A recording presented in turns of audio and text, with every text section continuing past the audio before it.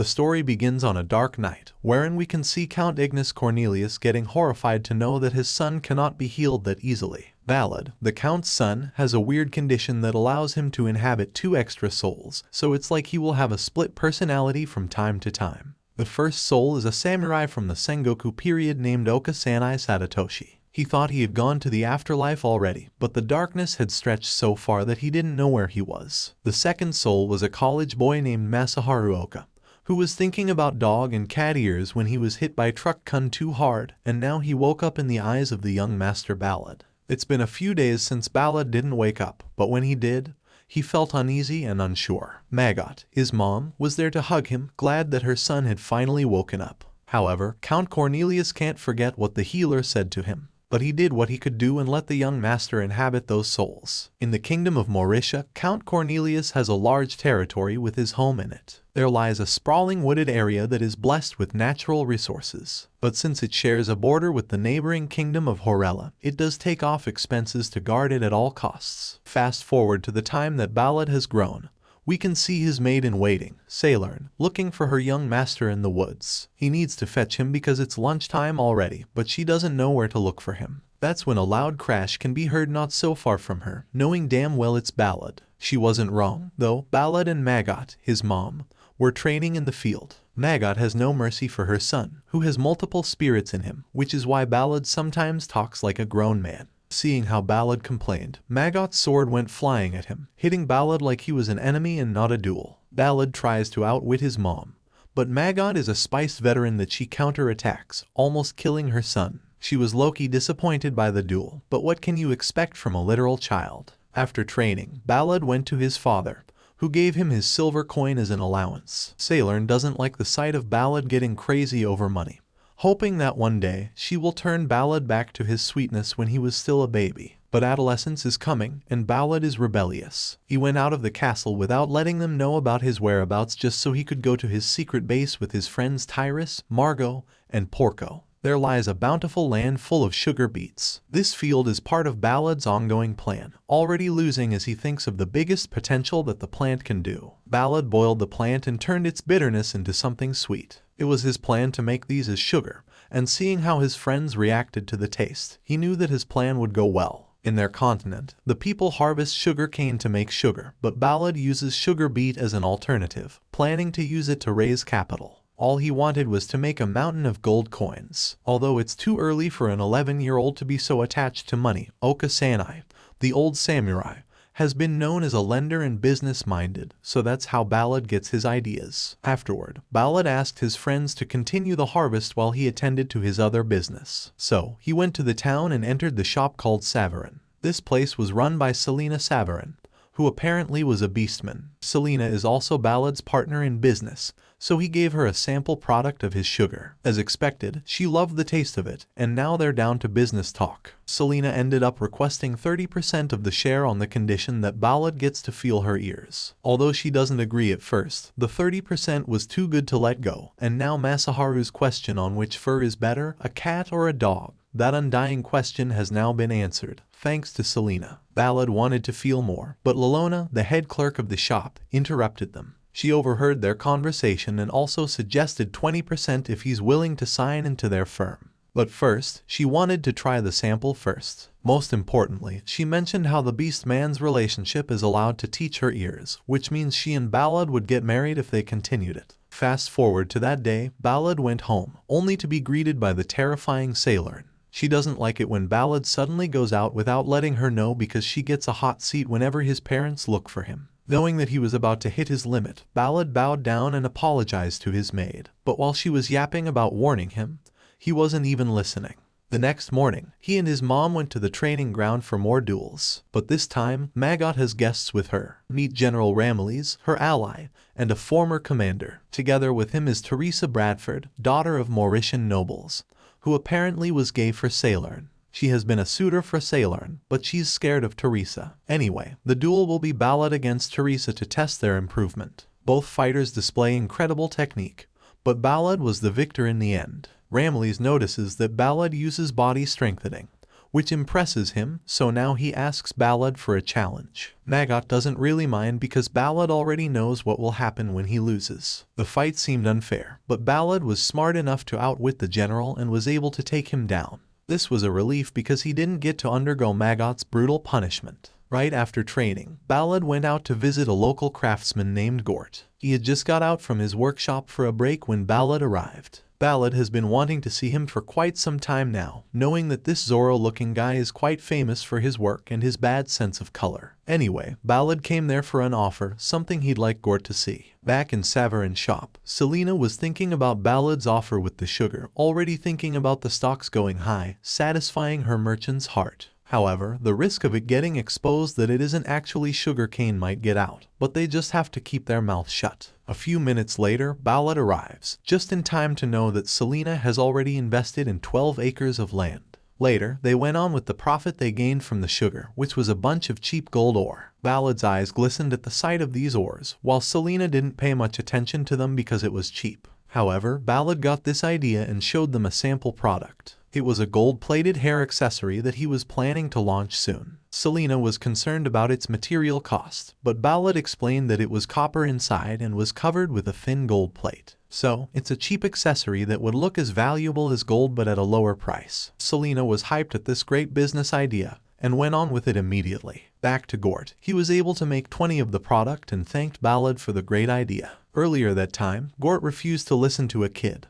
But when he saw his product raising its value just because it changed color, his whole career had also gone high up. The moment that new accessory was launched, everyone was eating it up, even the nobles. People have been asking for Gort's presence in hopes of getting them the product, but they're keeping it protected. Meanwhile, in the Savarin, Sailorn visited on behalf of Balud to deliver a message. He requested coal and volcanic ash, something Selena would deliver by next week. However, one thing for sure in this atmosphere is that the tension between these women is brutal because they see each other as enemies. While the Cornelius territory is prospering, Count Selvi has been bitter about it. He asked for a report from his spy that looks like its beard is gonna stab you. Anyway, the report says that Cornelius' domain has found its new type of sugar in the Gort collection. It would be hard for them to take over Mauritian capital if the Cornelius domain would continue its development, which is why both territories have been on each other's neck ever since. Selvi had been really desperate about it, so he sent out his spy to take extreme measures for their plan.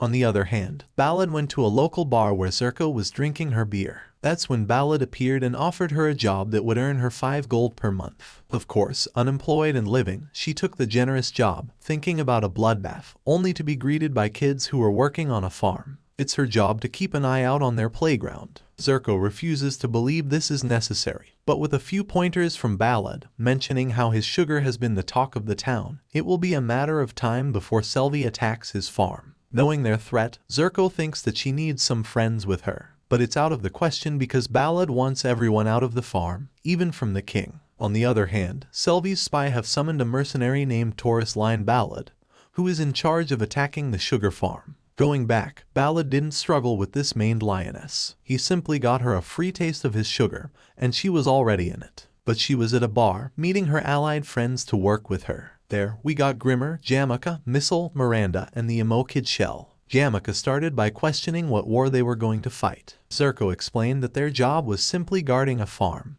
but they would be given a good amount of gold just for it. They think it is a joke, but Zerko is firm that it isn't a joke because their employer is their sister Maggot's son. In the end, everyone agreed and went to the farm to work. Jamaica was still being cocky and arrogant, not liking that a kid is their employer. He tried to duel him, but not a few rounds after, Jamaica was already defeated with just a stick. So, he accepted that this kid was far beyond him in combat, and in thinking, while the others were just light about it. In the distance, we can hear Selena and Sailorn yelling at each other. One wants to get close to Balud, and the other is trying to keep the other one from seeing him. Selena was just delivering a casella for Balud, and hearing that there was food, a wild Zerko appeared. Then the two women are once again fighting on who Balud should be seeing first. But then their alarm sets off, and they sense a bunch of people from the north who are possibly from Silva. On the other hand, Maggot has been scouting the border for a few days now. She gets the intuition that there's something off, but it seems like it has gotten rusty over the years, and she can't pinpoint what it was. She wasn't wrong, though, because Selvi hired men to sabotage the sugar farm, and one of them was Taurus. As they crossed the border and were nearing the farm, Shell found them and attacked a member, securing his 10 gold ores before letting the others know about the enemies. Now that they're exposed, Taurus and his men attack the farm without hesitation. Zerko and the others were also preparing for a bloodbath, and the war later began. Meanwhile, Balud first goes to Selena and Sailorn to help them escape, but then Taurus makes his way through them. Balud immediately went into a stance, defending his women from the strongest of the enemy. Of course, Taurus refused to lose on some kid, so he fought back. He admits the fight that Balud put up was intense, but he's stronger than Balud. With just a hit, Balud got knocked down, making the others worried. However, Selena and Sailorn can't aid Balud because Taurus has his hands on them. Little did he know, Taurus only knocked out one of the souls, and he got 2 more of it. On the other hand, the knights were doing their best to fight back and get to Taurus, but the mercenaries were giving them a hard time. Looking at their situation, Zerko was already planning an escape plan in case Taurus would come for them. However, Balud refused to give up, and Okasanai took over Balud's body, feeling the pain that hyped up every warrior's spirit. Taurus dropped the women and attacked Balud, sensing that his aura was different than before. He asked for his name, and Balud said that he was Okasanai, a different name from what these women were yelling. Taurus can simply retreat with the woman, but his warrior spirit can't pass the feeling and fights with him. He can tell that Balud's movement is different, and the fight gets very intense. In the end, Balud went all out and ended the fight as Taurus passed with a smile. After using most of his strength, Balud's body gave up, but Sailorn was there to aid him and brought him back to their mansion. Right after bringing him back to the mansion, numerous healers were summoned, and everyone got busy. Selena even brought her best medical supplies for him. A few days passed, and Balud was still unconscious, giving Sailorn a small amount of sleep, and was already gaining eye bags. 3 days later, Balud finally woke up and saw Sailorn the first thing he opened his eyes. On the other hand, Maggot was digging through what happened and gathered Zerko and the others in the villa's basement, where nobody could hear them scream. All she wanted to know was why they were involved in the incident and why they didn't do anything to back up Balud in his fight with Taurus. Although Maggot knew that a mercenary would always prioritize their lives, she just couldn't overlook the situation of these hired people letting Balud risk his life. Meanwhile, Balud went to his father's office for a talk. They started with a punch before Balud apologized to his father for keeping his farm a secret. Because of his behavior, Count Cornelius was forced to take his child to school at an early age. Still, he was still proud of Balud and the things he had accomplished so far. This made Balud so emotional that he became a mere boy crying over his dad's shoulder. The day has come for Balud to take his one-way trip to the capital. He was accompanied by Sailorn, and the two were enjoying the view from their carriage. Balud was staring at Sailorn instead of the view, but that didn't take long before his brain reminded him of the embarrassment from earlier. Earlier that day, while he was preparing for school, Balud didn't know what he could do with the huge pile of gold coins he had earned through his hard work. He was getting an impulsive thought while bathing on the coins, but Masaharu was stopping him in his mind. But, with a little encouragement from the old samurai, Balud gave in to the temptations and did it without clothes. At first, he was having fun, but then Sailorn came in and saw him, thinking she saw the trumpet. Back at the carriage, Balud mentioned how Sailorn was allowed to come with him, but this is thanks to Maggot. A few days before Balud left, Maggot approached Cornelius for punching their son after doing the right thing back on the farm. It's unacceptable for her to throw their son at school 2 years earlier, so she tried to convince him to cancel it. But it's no longer possible because he talked to Ramels and the king about it, so now the two went back to their old ways of fighting through an argument. In the end, Maggot won, and Cornelius had to sleep in the office for some time. With that, it was Maggot's condition to let Sailorn in the school with Balud. The moment Balud arrived at school, Ramles was the first to greet him. It was because of him that Balud was able to enter the school despite being 12 years old. But he did let him know that he couldn't do anything about his mother's condition. It would be a strict journey for Balud to explore teenage life in school because of his mother. And yet, they can't really do anything about it when it comes to Maggot. The next day, Balud woke up early for class and put on his uniform. He and Sailorn are in a separate room, but she always attends to him when there's time. Balud still hadn't arrived at their class yet. He was already a talk among the students. One of them is Brooks Irvin and Silk Randolph. The moment Balud stepped into the classroom, their teacher, Baludo Wisely, introduced him to the class. However, since he doesn't know Balud's real power, he conducts practical training and challenges Balud himself. He couldn't lose on his first duel in this school, so Balud also went all out. They were using martial arts, and surprisingly, Balud won that duel, gaining praise from Ramles and the students. Irvin got so hyped up to know that one can defeat someone stronger by just martial arts, but Silk got her eyes on him. As for Ramles, he got childish and challenged Balud and came out a victor for his own childish gains. After class, the two boys went to the cafeteria and picked a table. Balud was with Brooks, who was so pushy about going with him. As they were peacefully eating their lunch, Brooks saw a maid casually walking around. He and a bunch of other guys were in awe at the sight of her. Sailor noticed the tweaking, so she walked towards them for Balud and not for Brooks. Balud was casually asking for water, and Sailor gave it to him as if it were the most natural thing ever. Of course, this made Brooks suspicious of them. Sailor and Balud denied that they knew each other, but Sailor mentioned that she was there to look after Balud.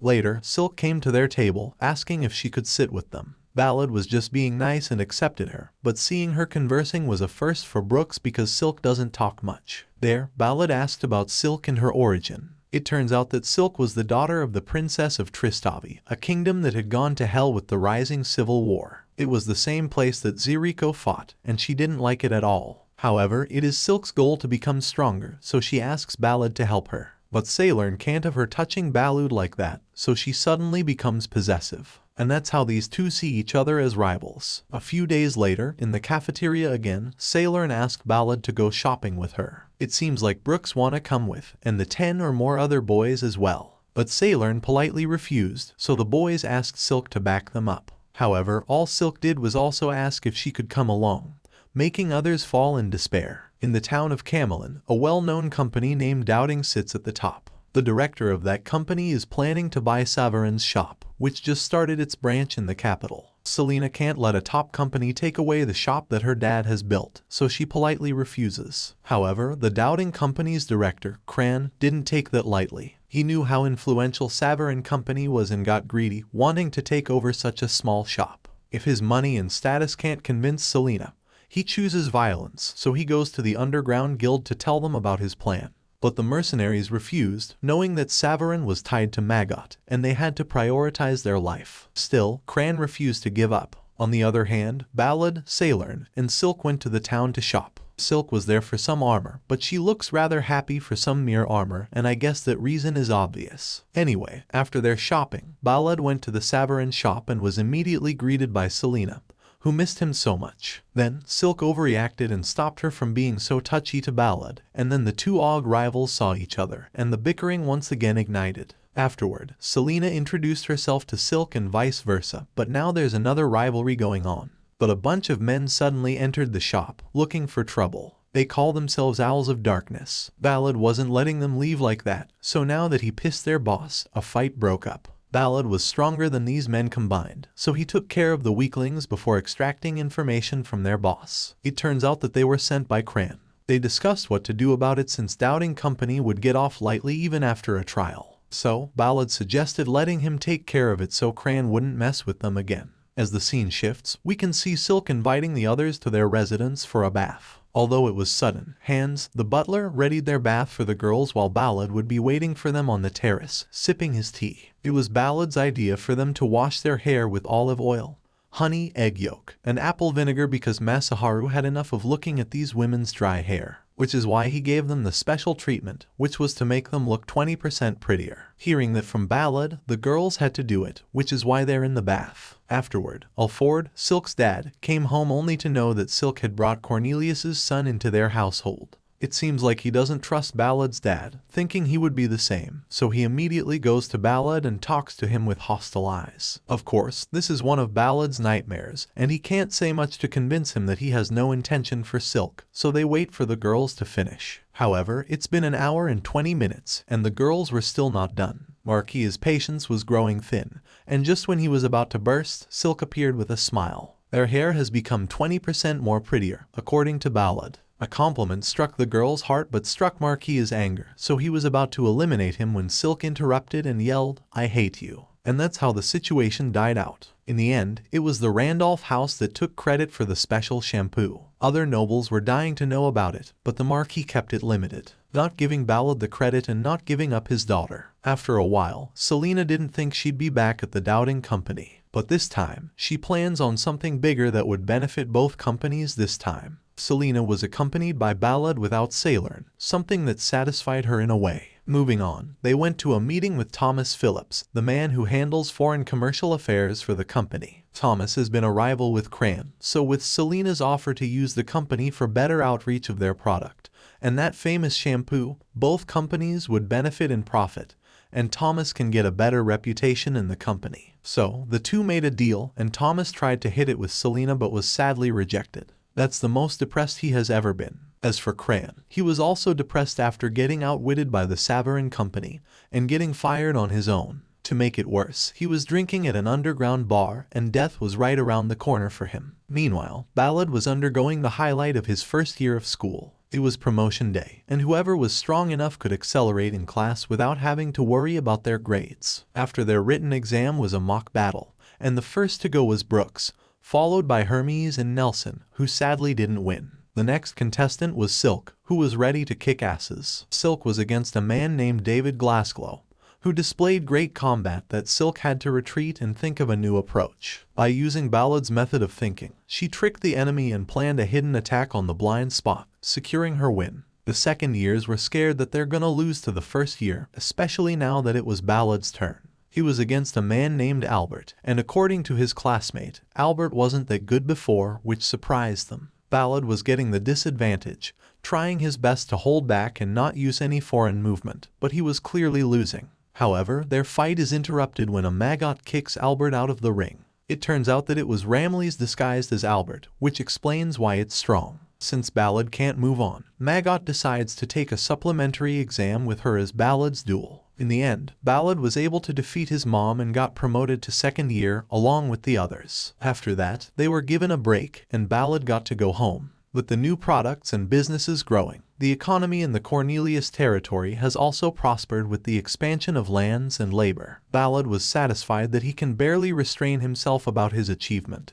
But let's leave that to Sailorn. In this special chapter, we get to see Ramles visiting Ignis at his residence. He was ranting about how Balud was badly hurt by the bandits, and even though the damage was minimal, he could not tolerate Balud for endangering the children. He thinks that Balud hasn't been acting as a noble, which isn't a surprise, considering that he entrusts his son's education to Maggot. This is why Ramles suggested that Ignis should put Balud in the night school, as long as he'll convince Maggot about it. Right after the promotion, Balud celebrated his 13th birthday at home. A few nobles presented themselves, and one of them was Marquis Randolph, who was merely there because his daughter requested so. The two finally get to see each other again, but their conversation gets interrupted by the bitter Zerko, who lost at a challenge earlier that day. After a few days, the school was back again, and we could see Balud getting busy attending to the horse. As he was doing so, he heard from Brooks that there were a bunch of transfer students, and Balud was getting a bad feeling about it. After just a few days, Balud and the others were asked by their teacher to shut the first-year students for their promotion request.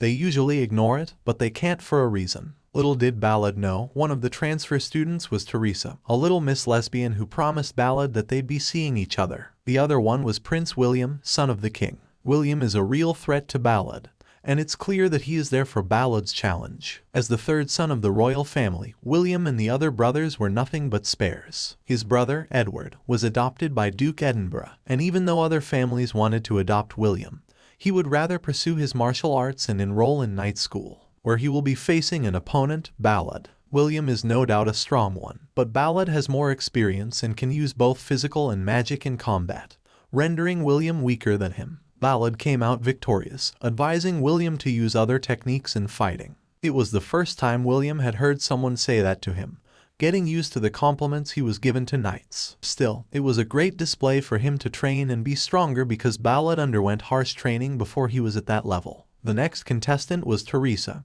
who was against Silk. At first, the two were great at combat, but with a sudden attack, Teresa was knocked down. Silk felt sorry for her, but when she hugged her, Silk felt disgusted. It's in Teresa's nature at this point because when she saw Sailorn in the cafeteria, she immediately hugged her and asked what she could cup, bringing the boys down to the ground after getting too stimulated, even including Balud. After a few days, Balud notices how Sailorn's hands have turned rough and red. This is all because she's been drawing water out of the well early in the morning. It's a task that is usually assigned to men, so Sailorn wasn't used to it when they transferred to the capital. So, Balud made her a pump that has a simple mechanism yet is very convenient for women. It was Masaharu's idea because modern knowledge is important. Anyway, William saw this and thought it would be great to mass-produce such a product, but Balud had to discuss this with Selena first. This news eventually made its way to the King of Mauritia and the Prime Minister, Harold. They were discussing William's performance at school and the new product from the Savarin Company. He thinks that it's fishy for a small countryside shop would prosper that big. Or maybe he's just too misogynistic. Anyway, not only are they discussing it,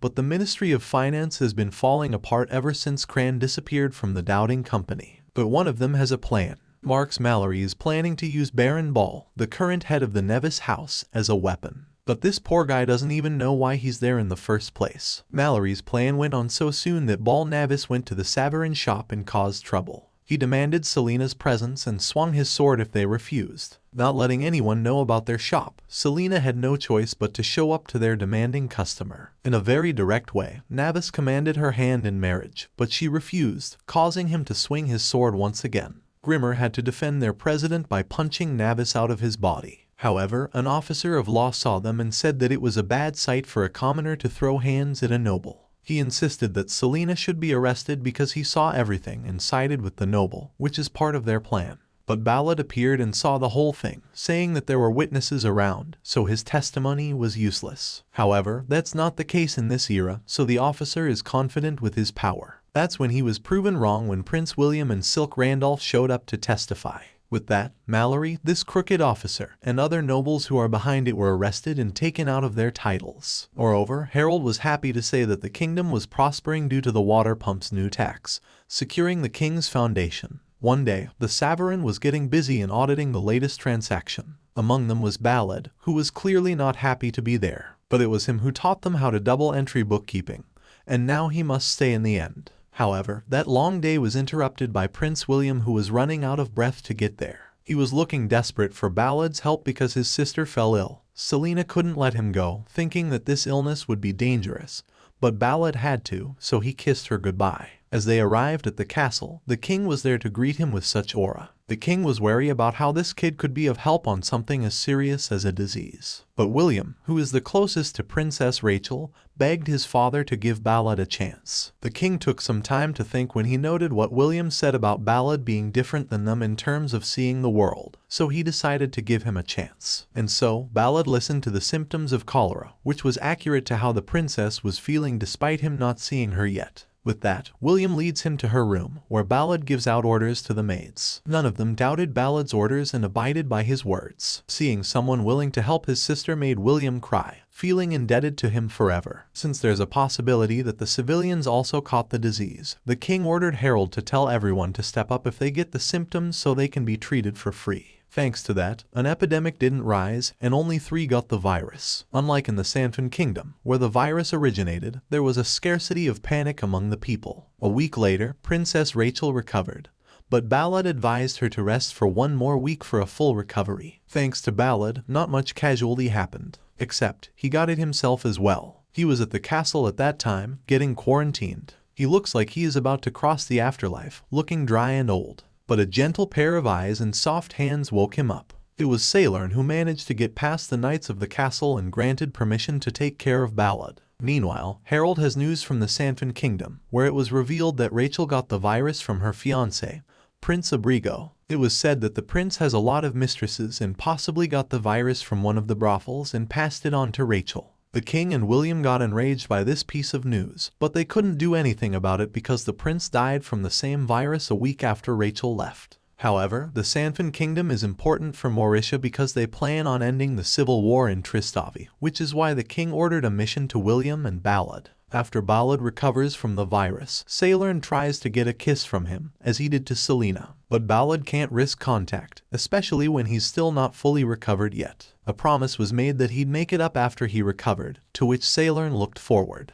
However, that promise was delayed when the king told Balud that he was going to be an ambassador to be presented in the Sanfin Kingdom and introduce them to the pump and the remedy for cholera. After a few days, the students from Balud's section gathered everyone for a welcoming get-together. Among them were Silk, Sailorn, and Selena. Selena and Sailorn are in the rival mode, one who got Balud's first kiss and one who is promised to get Balud's first French kiss. A few minutes later, Balud returned, and everyone flocked over to him, which was a good opportunity that he would be leaving for 3 months to go to the Sanfin Kingdom. Teresa and Brooks said they want to go with them, which made Sailorn and Selena also beg him to take them. But Balud can't do that because he needs someone who would protect him. Seeing that his women are feeling down, he comforted them with words, saying that he will soon marry them so they wouldn't be apart. That made Silk jealous, though, but she couldn't do much about it. On the other hand, all of the news just recently arrived at Cornelius's mansion, where Maggot was waiting. The messenger told them all of the news, and Maggot's mood swings were extreme this time. She wasn't bothered about Balud catching a deadly virus,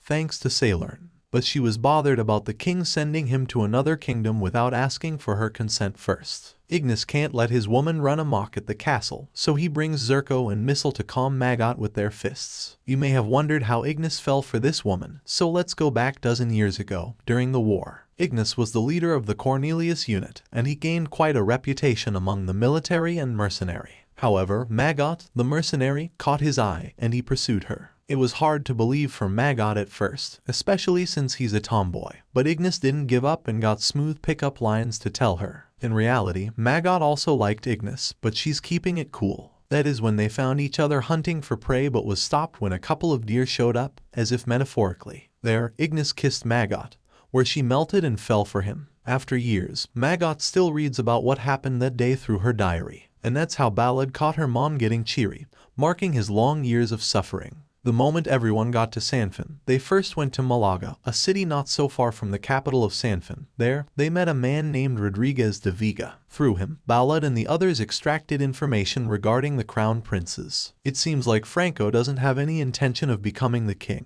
which would make things more problematic on Balud's end. Continuing their journey to Cadiz, the capital city of Sanfin, they met with the castle's body, Zapata Sarmiento. He was the one to guide Balud and the others at the castle. Carlos, the king of Sanfin, was waiting for their presence. He thanked them for teaching them the remedy, asking them to share that it was discoverable, and not from Mauritia just so they wouldn't look down upon it. This was all part of the king of Mauritia. They all went on with it. A few minutes later, Franco Cordoba de Sanfin appeared and Teresa's heart fell for him. It's like a freaky Friday after party. Franco was there to greet their important guests and thank them for their contribution, not only to the remedy but also to the pump. However, Teresa can't keep her mouth shut, so she also introduces herself to them, where King Carlos knows Teresa is Bradford's daughter. He knew her father was someone who had taken part in the Blue Flame. Hearing her father getting praise like that gave Teresa a sense of comfort. A few minutes later, Pedro Majorca de Sanfin, also the crown prince. However, their mother was also there. One was arrogant, and the other had a light heart and was wearing a morning dress. You can tell which one of them was evil,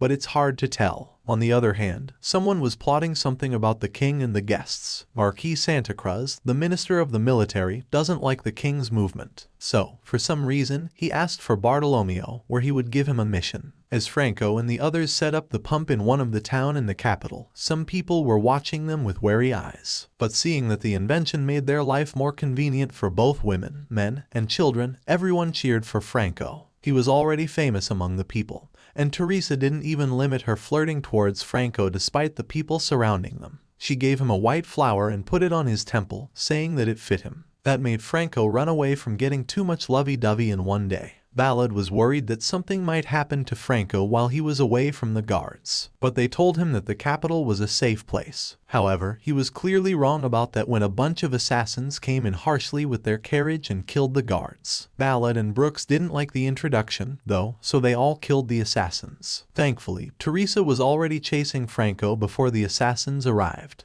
They just hope she'll be fine, knowing these assassins mean real business. Meanwhile, the oblivious Franco knows nothing about the sudden ambush from the assassins. He was still caught up by Teresa, and as she picked the flower from the ground, an assassin suddenly attacked him. Not to worry, Teresa was able to catch up with him and fought the assassin, defending her princess. A fight between a student and a seasoned assassin has a big gap in between, so Teresa is struggling a lot. But she was just killing time for Balud to catch up to them. Teresa fell on the floor, and Balud took care of the assassin with just a swing of his sword. This caught Bartolomeo's eyes, not expecting such bloodlust from a literal kid who they thought was just an engineer. Teresa was badly hurt, making Franco worried about her. On the verge of their emotions, Teresa leaned in to kiss him, therefore creating a straight couple in the end. Balud doesn't even know what it feels like to witness such a thing. Afterward, they brought Teresa back to the castle to aid her wounds. News has spread that Franco was attacked by an assassin, but when Pedro goes to check on him, he is surprised to see his brother getting all lovey-dovey towards Teresa. As a kid, he was confused, but he didn't question it further and only said his congratulations. After that, they discussed who would be taking the throne, but none of the princes wanted it, which was also a problem.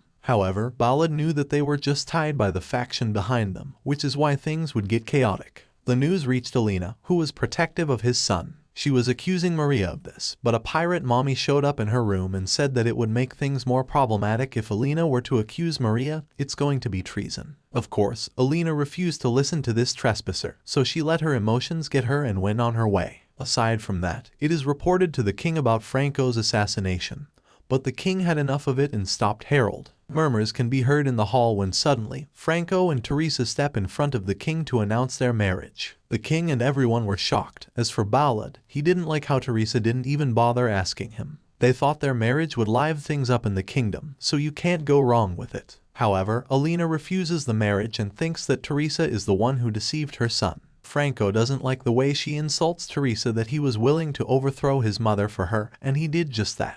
After Alina walked out angry, Franco apologized to Teresa, but all was well, or so he thought. Balud pointed out to Franco that if he were not to become king, the danger would come his way, and if not him, then it would be for Teresa and their future child. This would be done by the ones that are backing Franco, and even his mother, so not taking the throne might risk their lives. With that, Franco has decided to become king for his love. So, Balud took action and paid the Minister of Naval, Jose Riveriano, a visit. He convinced him to support Franco and benefit from his expanding naval warfare. Not only that, but this would also grant Mauritia benefits in terms of overseeing the market. Most importantly, Jose was more tempted by the compass that was designed for bad weather and was useful for navigating seas. In the end, Jose agreed to this. But there's someone Balud should win over, and that is Black Storm, the one who controls the Marmara Sea. With that, they went to Maria's salon because they were apparently cousins, which means the pirate mommy was also royalty. Araka wasn't sure what Balud wanted from her, but all she knew, according to Jose, was that this kid could take down those pirates. She was disappointed in Jose, thinking there were talented people in that kingdom because the one he brought over was from Mauritia. Anyway, cutting to the chase, Balud suggested that if Araka wanted to defeat them, it would be better to pursue them from the Gulf. Araka admits that Balud is not inexperienced and has a point with his strategy, but for her to fully trust him, he must first prove himself and board a ship. Meanwhile, the king was in his room, feeling his disease getting worse. He only has a year left to live, which is why they need to find a crown prince as soon as possible. Speaking of, Franco asked for an audience with the king to talk about his decision on the throne. He's doing it for his love and to keep Alina away from the castle while comforting the king and letting Maria live in the castle peacefully. That's something that really relieved the king, and he invited Franco to drink with him the whole night. And so, his future was entrusted to his partner in crime, Balud, who is currently in the sea. Araka brought Balud to scout the part of the sea where the pirates they've been fighting are living. However, when they get there, they notice that the enemy ships are running towards them. It would be shameful to run without a fight, so Araka ready her men for a bloody fight, which isn't a problem because these men are also warmongers. The pirates soon touched down in their ship, and a bloody fight broke out. It is Araka's goal to take over their ship to take their boss, but their leader is nowhere to be found. The pirates outnumbered Araka's men,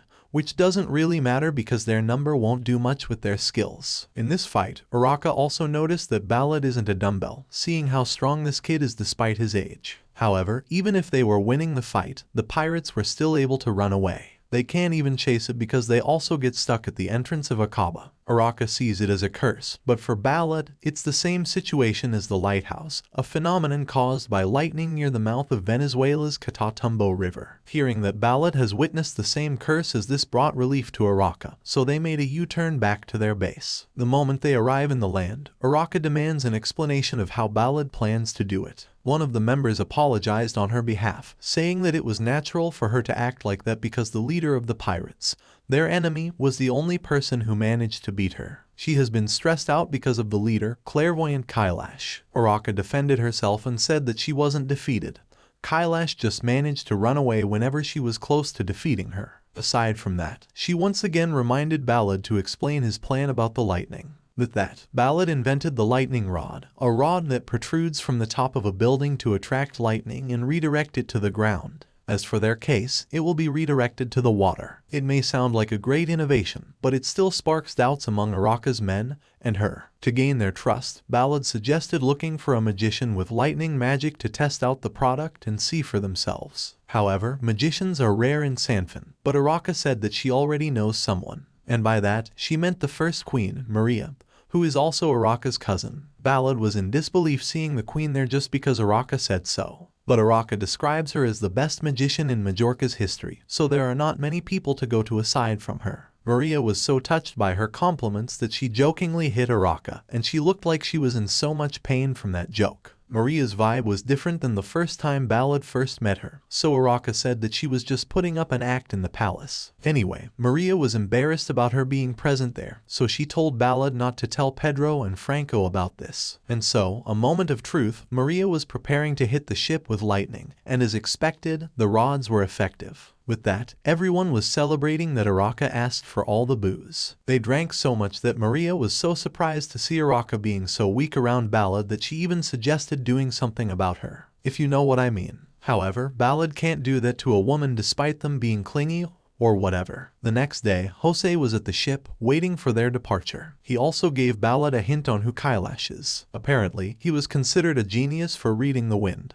But time is nearing the final verdict on who really is the genius, Kailash or Araka. The day has come for the Sanfin and Majorca fleet to sail side by side. But this is for the greater good of the people and Araka's dignity. A few minutes later, they entered the entrance of Akaba, and the current started to change. They proceeded as planned, and later they were greeted by tons of ships from their enemy, Kailash. It would be a heavy battle between two geniuses on how they're gonna tame the wind in that kind of situation while fighting each other's ships. Both captains yell out commands to navigate their ships, but one of Araka's fleet were burned down because she underestimated Kailash's men. Still, Araka refused to stop the chase and went head-on for Kailash, escaping his encirclement. As for Jose's fleet, he was dealing with Kazlu, but his cleverness would be enough to defeat him. As for Kailash, he also underestimated the Majorca bastards, who were now coming their way to his fleet and would later surround him. Kailash can't let this happen, so he does what is obvious to do, and that is to run away. Araka was surprised to see him make that move, so even if it was out of their plan, she commanded their fleet to chase them.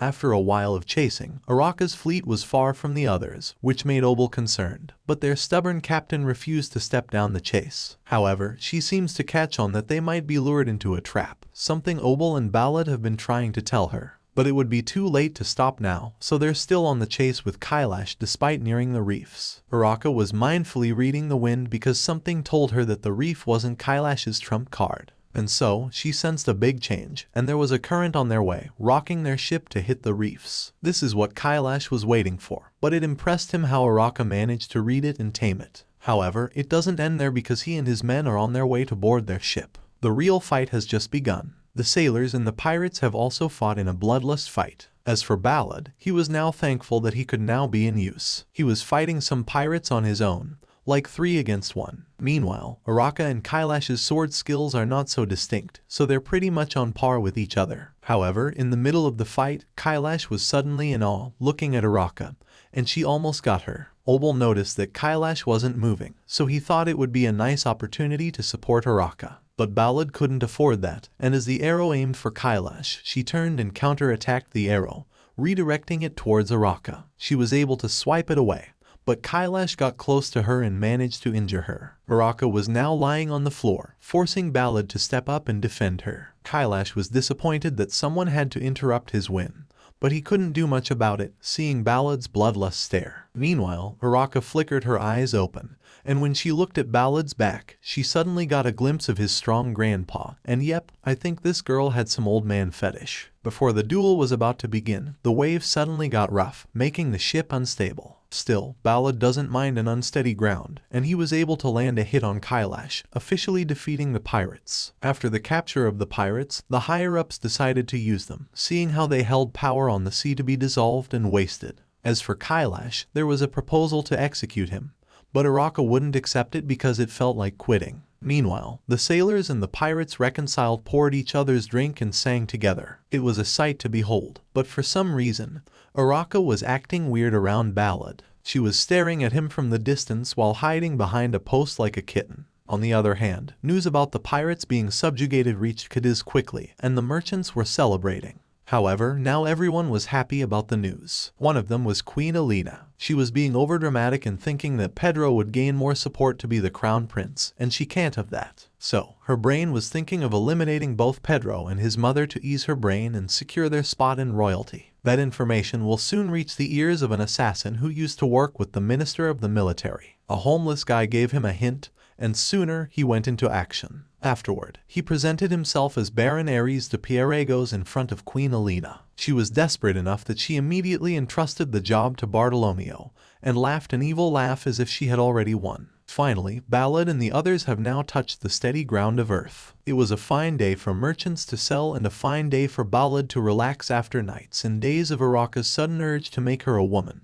Anyway, Prince Pedro and Brooks were there to receive us, giving Balud a peaceful reminder that he would soon be home and flirt with his women. However, the moment he stepped out of the ship, he felt a bloodlust intention, but he didn't know where it came from. But measures have to be taken, and Balud commands everyone to stay on the ship and protect the prince. It turns out that this kid and the other merchants were actually assassins, and chaos has grown in the port. Bartolomeo later closes the gap between him and Pedro, but he isn't able to kill him because Balud is there. Finally, the two mercenaries have met, and as for the queen, she doesn't need much protection for someone who is best in the magic of history. Seeing that Bartolomeo doesn't stand a chance in that situation, he decides to give his final breath to a fight with Balud using his trump card. But Balud isn't dumb enough to fall for it and manages to behead Bartolomeo, ending the assassination. On the other hand, Alina wasn't bothered about her plan being a flop because not long after the turmoil, the military announced its support to Franco, and he was recognized as the crown prince. She was happily choosing her outfit for the crowning, but Franco stopped her. He doesn't like the idea of her assassinating Maria and Pedro, so he firmly tells her that she will have to go back to the Cordoba estate. Of course, Alina refuses to do so, and Franco can't do much about it. He also can't execute the Dowager Queen in public,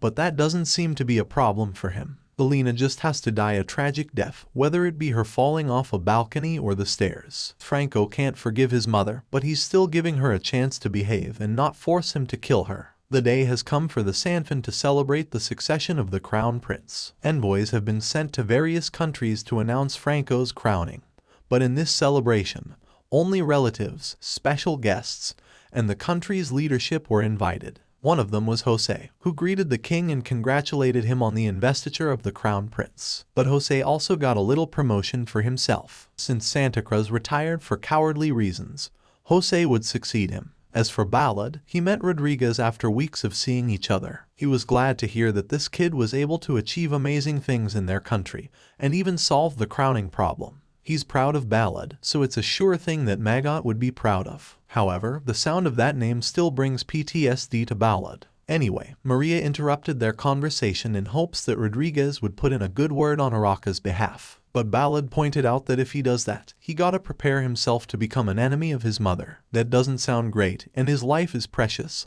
so he passed on his cousin's offer. After a few minutes of socializing, Franco showed up looking tired, and that's because he has quite a responsibility now that he's the crown prince. However, Franco told Balud to meet him in another room after the party, to which he went and saw Franco in a wedding dress. They set up a private mock marriage with Balud as the witness and declared them wife and husband. With that, the couple can now say that they are married. Their love story will soon become a true inclination in a book titled Reverse Couple, a story that is for another time to tell. After Balud's mission is successful, the group finally journeys back to their home kingdom, and Teresa's lovey-dovey with her husband stops for a little while. Meanwhile, Brooke was just there, getting jealous of the achievements his friends had. Before we proceed to their arrival, let's go back to the time when Maria was getting hyped up by her new hobby of helping Araka get the man he wants. She was advising a bunch of stuff, and one of them was getting Araka to use provocative clothes to get Balud. Of course, Balud is loyal to his two women back in Mauritia, so he kicks them out like a ball. But that made Maria feel more challenged instead.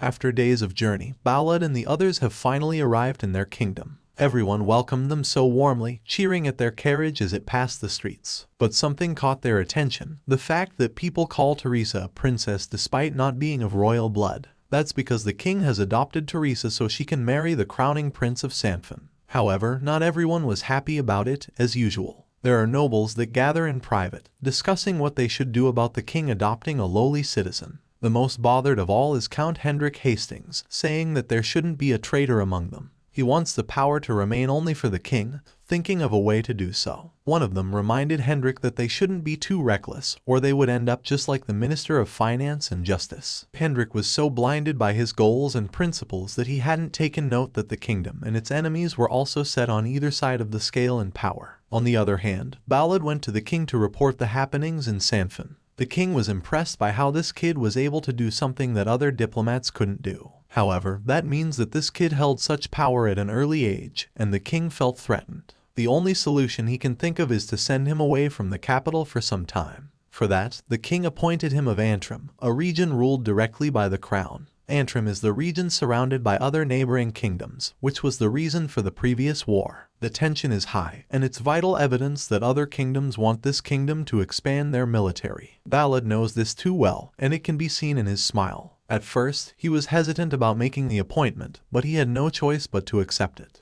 The king has this scheming smile that Balud hates so much. Still, it was something the king liked, especially knowing that Balud had great talents in this kind of thing. It's not that easy, though, because he's still a child with a mother who cares so much that it would make him feel like he's gonna undergo hell. However, his tantrum was interrupted when William showed up and said that his sister wanted to see Balud. Rachel thanked him personally and was grateful for the extent to which he had saved her life. William, a cis-con, can't accept seeing his sister talking so casually with Balud, but he can't do anything about it for someone who was born so young. Not only that, the younger sister and William's big sis came out. Margaret was like the king, very sly and very cunning in terms of teasing Rachel. After the tension had cleared between the both of them, they all gathered for some tea while also discussing the rumor about Balud marrying 2 women. Balud explained that the women love their jobs, which is a problem because he can't force them to marry him and leave their professions. So now Balud is looking for the ideal woman that is fit to marry him. For some reason, Margaret was willing to be that woman, and now a clash between sisters has developed. After that, Balud goes to Ramillies to rant about how tired he is from Sanfin, and now he has to deal with Antrim,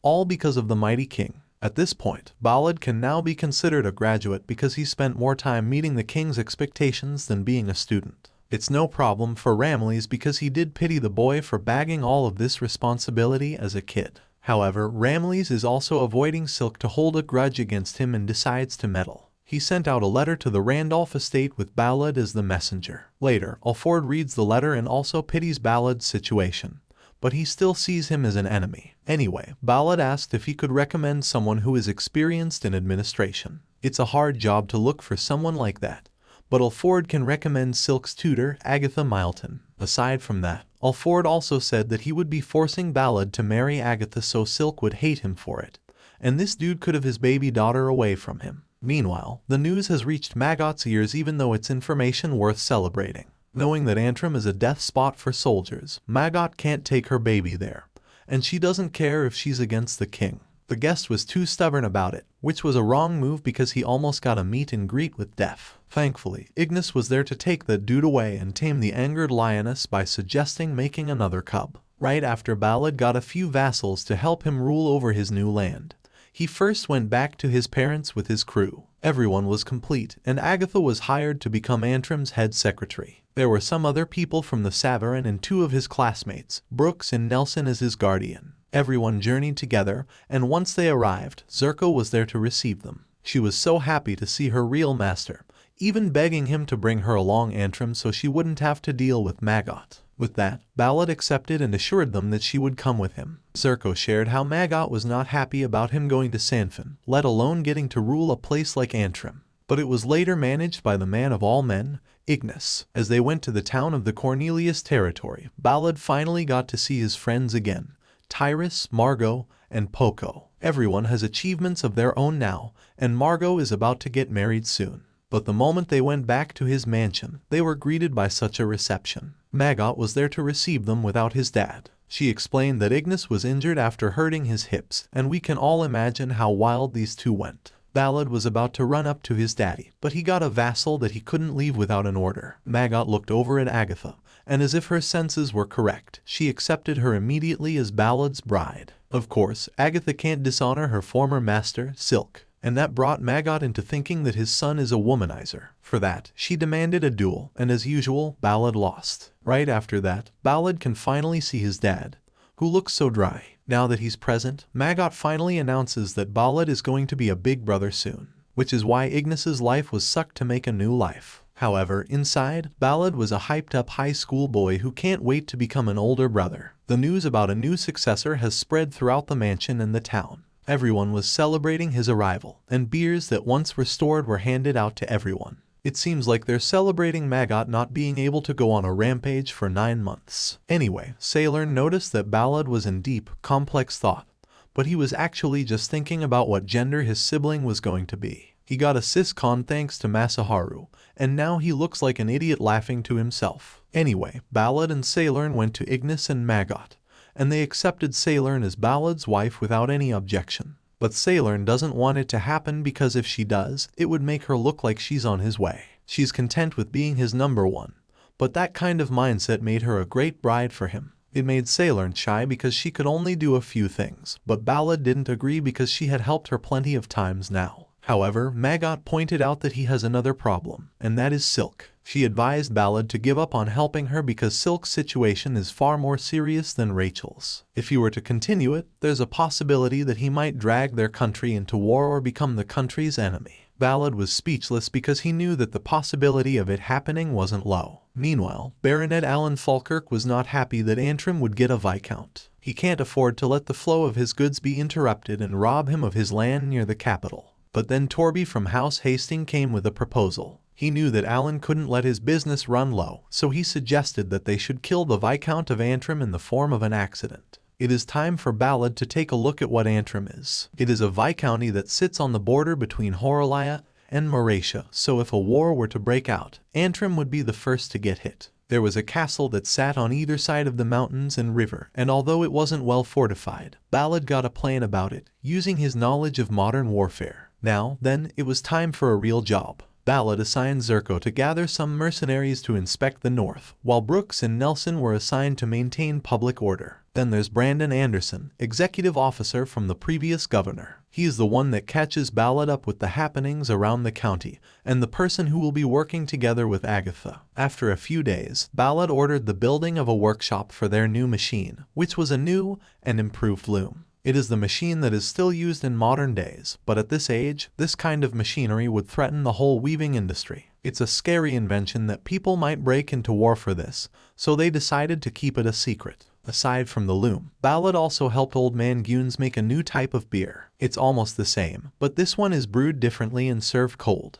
Balud invited his friends and everyone to try it out with snacks. He gave out some fair warnings at first before everyone dug in and got the best time of their lives. As for Zerko, she had fun enjoying the drink, but this type of beer would get you bloated the next day. Something Balud forgot to tell. On the far side of the Milton estate, Hayne Milton, Agatha's brother, was on a rampage because of his long-lost sister. He was still bitter about how she managed everything, as if she was in charge.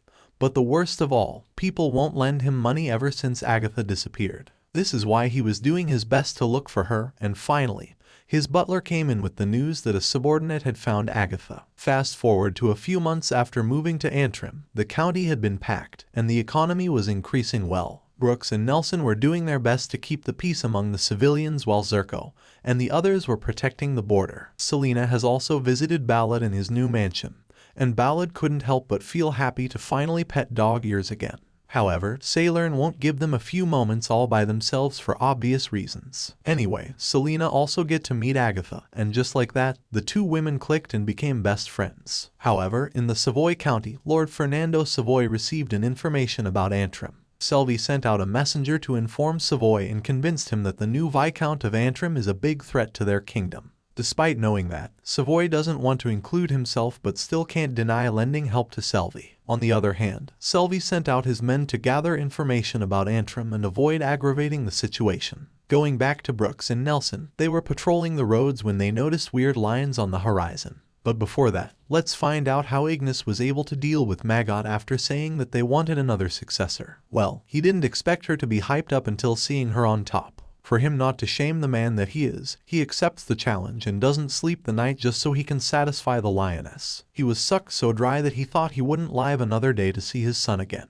Anyway, going back to Brooks and Nelson, they decided to check it out and saw laborers working hard to dig trenches. Balud was so serious about defending the turf that he put up barbed wires as if it were a world war. Brooks and Nelson discussed how they should strategize to advance in such terrain and traps. Still, it was a hard thing to do because the spiky wire itself would slow down the army. Seeing this kind of heartless defense, it's safe to say that Balud is a devil. On the other hand, people from the administration were working hard to keep up with all the paperwork that keeps on coming in. Even Anderson was getting tired from working off the late governor's mess. There was a request from villages that they need someone to exterminate the harmful animals, but the mercenaries were busy on the north. It was up to Agatha to find solutions to these kinds of problems, which made her stressed out. Thankfully, Cecil was there to hand her tea to keep her mind straight. While he was taking a break, Agatha saw a letter with the Milton crest, so she decided to read it. I'm guessing it was from Hayne, and seeing how Agatha's eyes changed, the content of the letter was far from being welcoming.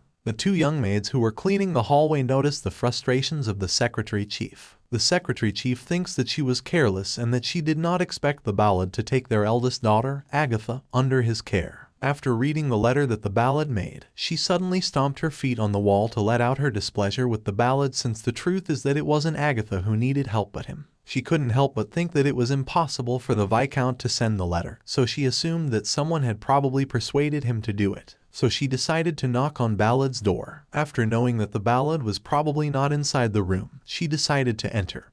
And she saw Balud and that he already settled his work and had no plan on going outside either. So he decided to go to his bedroom, where the bed was full of gold coins. He quickly removed his clothes and helped himself to lie on his full gold coin bed. As he was relaxing himself, suddenly Agatha entered and saw him fully naked. Agatha started to scold him and tried to punish him, but he punched her in the gut, making her unconscious. Agatha woke up and thought that something had happened to her while she was sleeping, but as Balud put the bags on the table, he assured her that nothing had happened. Agatha told him that he should take responsibility for what happened a while ago, wherein he showed her without garments. She even threatened him to shout on the balcony about what happened to them earlier. Balud bowed and asked for her forgiveness. After a while, Balud is considering taking Agatha as his concubine. They are planning on how to protect Antrim. She also had sworn to stake her life to fulfill her duties, even if she had to throw away her blood and flesh if it was a hindrance to him. But deep inside her thoughts, she wanted to toy with him and make him lick her toes. But as they proceeded to talk more, Balud suddenly hugged Agatha, saying that she shouldn't put everything into herself and that there are ways to do it without sacrificing herself. He told her that the first step was for Agatha to enter the monastery. But then they thought of adoption. By being adopted, Agatha's family name changes, and her children will inherit the family name. At last, Balud thought of the family that would be the most befitting, the Marquis Randolph house. Agatha is now on Randolph Estate with Balud, and it's already been 6 days since he left Antrim. He's thinking about the people whom he left him with work, so he must make the negotiation a success. As they waited inside the estate, they were greeted by the head of the Randolph Estate. Now that they are already in the dining room, they are talking about making Agatha an adopted child of the Randolph house. The head of the estate is now furious, but he counterparts it with an offer regarding the letter from Agatha's family asking him if he will take him as a concubine, together with the recommendation from Count Orkney. Balud explained that the reason for this is because the target is not the Antrim house, but the Randolphs. They intend to use Antrim as bait to start a war. Now that they had already talked about the inevitable invasion of Tristavi, Balud offered support for the Randolph estate. After some negotiations, the head of the Randolph house decided to adopt Agatha as his niece. The Balud and Agatha were relieved as they succeeded in their plan. But the head took the opportunity to get Agatha from the Balud. Balud slammed the table based on what he had heard. The head of the house suggested that the military alliance was insufficient, and the adoption alone was not helpful for them, so they needed a tighter bond. He commanded Balud to marry Agatha as his condition for adopting her. Suddenly, the daughter of the Marquis came into the room, trying to comprehend what her father had just said. She didn't want Balud to be wed to another woman, and it was also against Balud's plan. There, he realized that the lordship used him so that he could not wed his daughter and become the ruler of the estate. The Marquis also pointed out that there will always be a choice, and sacrifices must be made to make everyone happy. Balud swore that for his companions, he would seek solutions that could convince the Marquis. Now, in the antrim, Sobat is seen observing the town.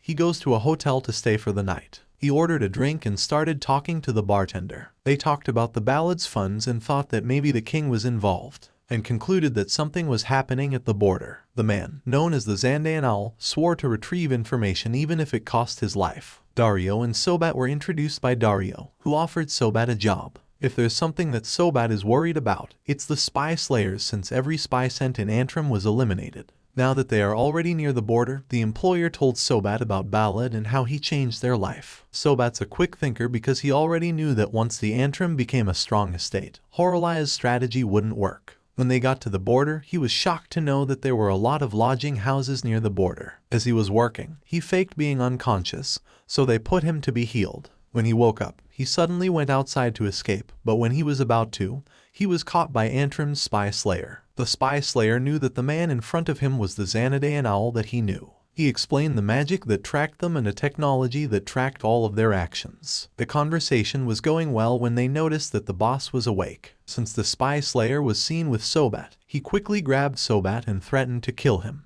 To be able to escape, he grabbed him and went away. Using him as a hostage is the only way for him to be saved, since he will unlikely be returning alive.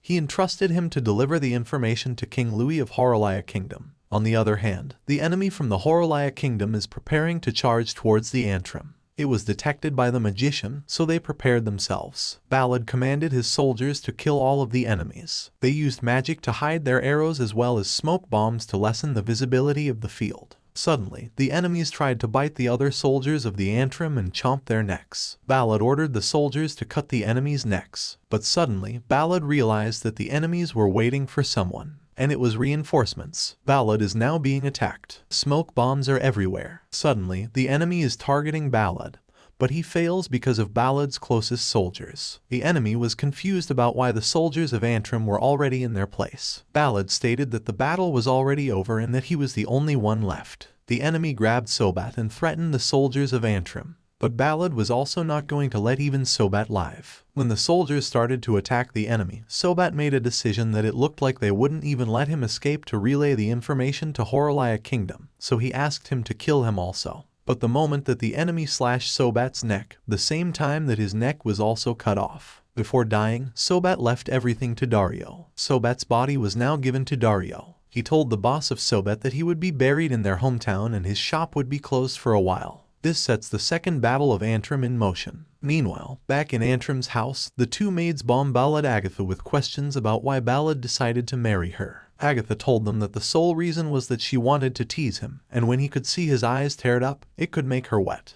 In the kingdom of Horalia, Dario went to Count Savoy to report the death of Sobat. He gives him his fake eye, which shows the situation inside Antrim. He was shocked and called his subordinates to call His Majesty to discuss this information. Meanwhile, the Duke of Beaufort was upset since only 5 houses had cut their ties with Antrim. The Duke was the uncle of the current king of Horalia. He holds a grudge against the king after his son dies. If his brother had died earlier, then he would have been the king, and his son would have been alive. Since he doesn't have much time left, he must seek his revenge while he still has time, even if he has to betray his country. In the royal palace, the king is watching the Antrim's reinforcements from Sobat's fake eye. Together with Duke Ruvini and his Prime Minister Montespan, they talked about their plan and how it would suffer great losses and struggles in the future. Yet the king has decided to defeat them in one blow. Duke Ruvini offered the king a pleasing plan wherein he stated that he could capture Antrim in just 3 days. Meanwhile, in the Mauritia Palace, the king thinks that maybe Duke Beaufort is plotting a rebellion since he had been meeting with the Count of Hastings. They agreed that it would be dangerous if Antrim fell. But the king trusted Balud that he would not let them have their way,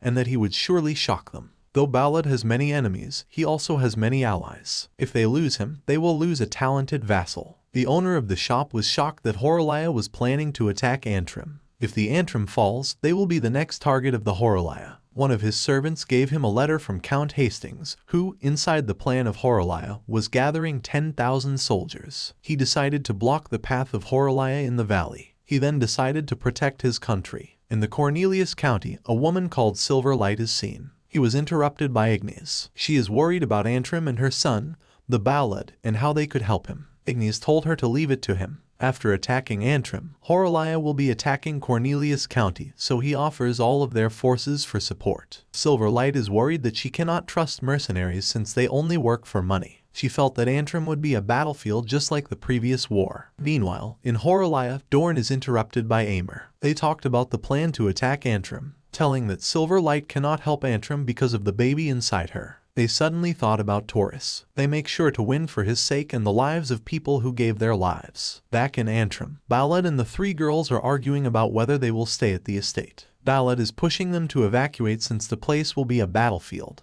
But they're too hard-headed, since they are working for Agatha, and Agatha cannot leave because she is the sole reason why the House of Randolph will send reinforcements.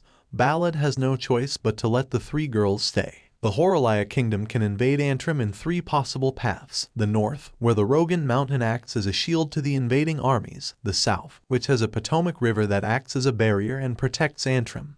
The most possible way, where the Horalaya army will take, is the east, where there are only plains, and the army could easily make its way to Antrim. Balud asked his assistant about the ongoing floodgate. He explained that the craftsmen are doing an amazing job of making it, and that they are motivated by the reward from the Balud. On the Randolph estate, Silk and his father had a chat. Silk cannot allow only his father to fight on the battlefield, and as a legitimate child of the house, she needs to join to help Balud.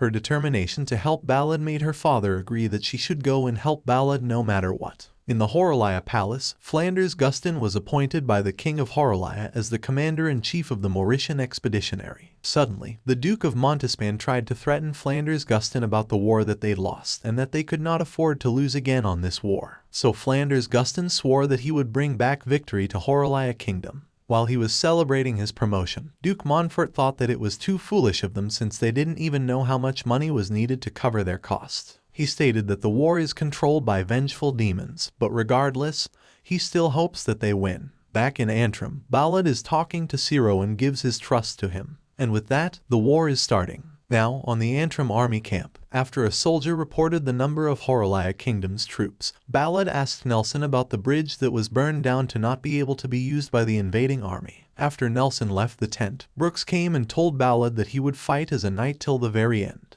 Balud put his trust in him, and they both left the tent to meet their troops. They informed them that they would be battling against 20,000 soldiers, which is more than their numbers. But despite that, Balud encouraged the soldiers to fight no matter what, because the future of Antrim is in their hands, and they are already heroes of Antrim. He screamed at them that the battle was just a retribution, so the enemies should be killed and defeated. They now started to charge to defend their country, and it became the start of a gruesome battle that will be remembered as the Massacre of Antrim. Now that they had taken charge and the battle was commencing, the troops of Antrim went to their dugout place to be safe from the enemy's attacks. As they threw out their arrows and killed the enemy's troops, the Horalaya's troops were confused about why the Antrim's soldiers weren't even affected by their attacks. It was now Antrim's turn to attack.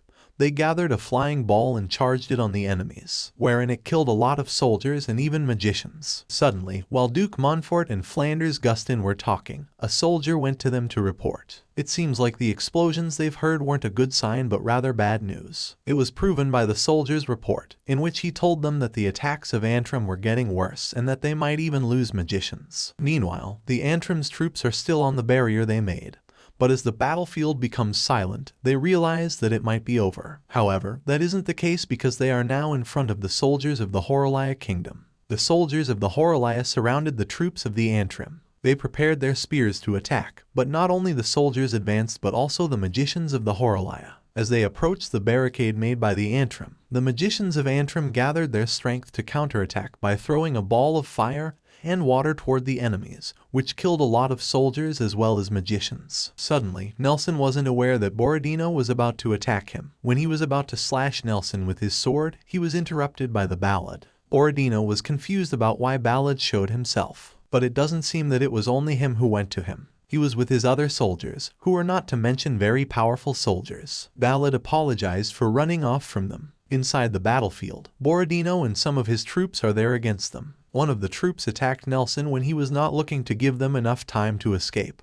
But Nelson didn't let that happen. He used his horse and went in the enemy's direction. It's Balud, and Borodino was left. The head of the Antrim Viscounty showed him his skills, which made Borodino realize that the one he was up against was the son of the Silver Light. An intense battle was now commencing just when Borodino thought that he had the upper hand, but Balud quickly ended his life. The troops of the Horolaya quickly heard the passing of the general knight, Borodino, so the troops are going to attack as a whole group. On the other hand, as the rest of the troops are approaching the fortress, Brooks commands the magicians to use all of their fuel as they prepare for the floodgate to be opened. On his mark, they opened the gate, and the water from the Potomac River was now flooded in the place of the troops. Despite that, they still charged their way to Antrim, where they were showered by bombs. Suddenly, one of the soldiers of Horolaya was hit, so his body fled near the barricade of the Antrim. The cowardly soldier was the one who slashed his neck, which suddenly killed her, raining fireballs on the battlefield. The troops of Horolaya started to get scared as the fire slowly consumed their soldiers. Suddenly, the soldiers of Horolaya decided to retreat due to fear of dying on fire. It was gruesome. Flanders tried to stop them, but one of the soldiers retreated. One soldier told him something that made him change his mind. He watched the scene as the Balud and his soldiers killed his troops one by one.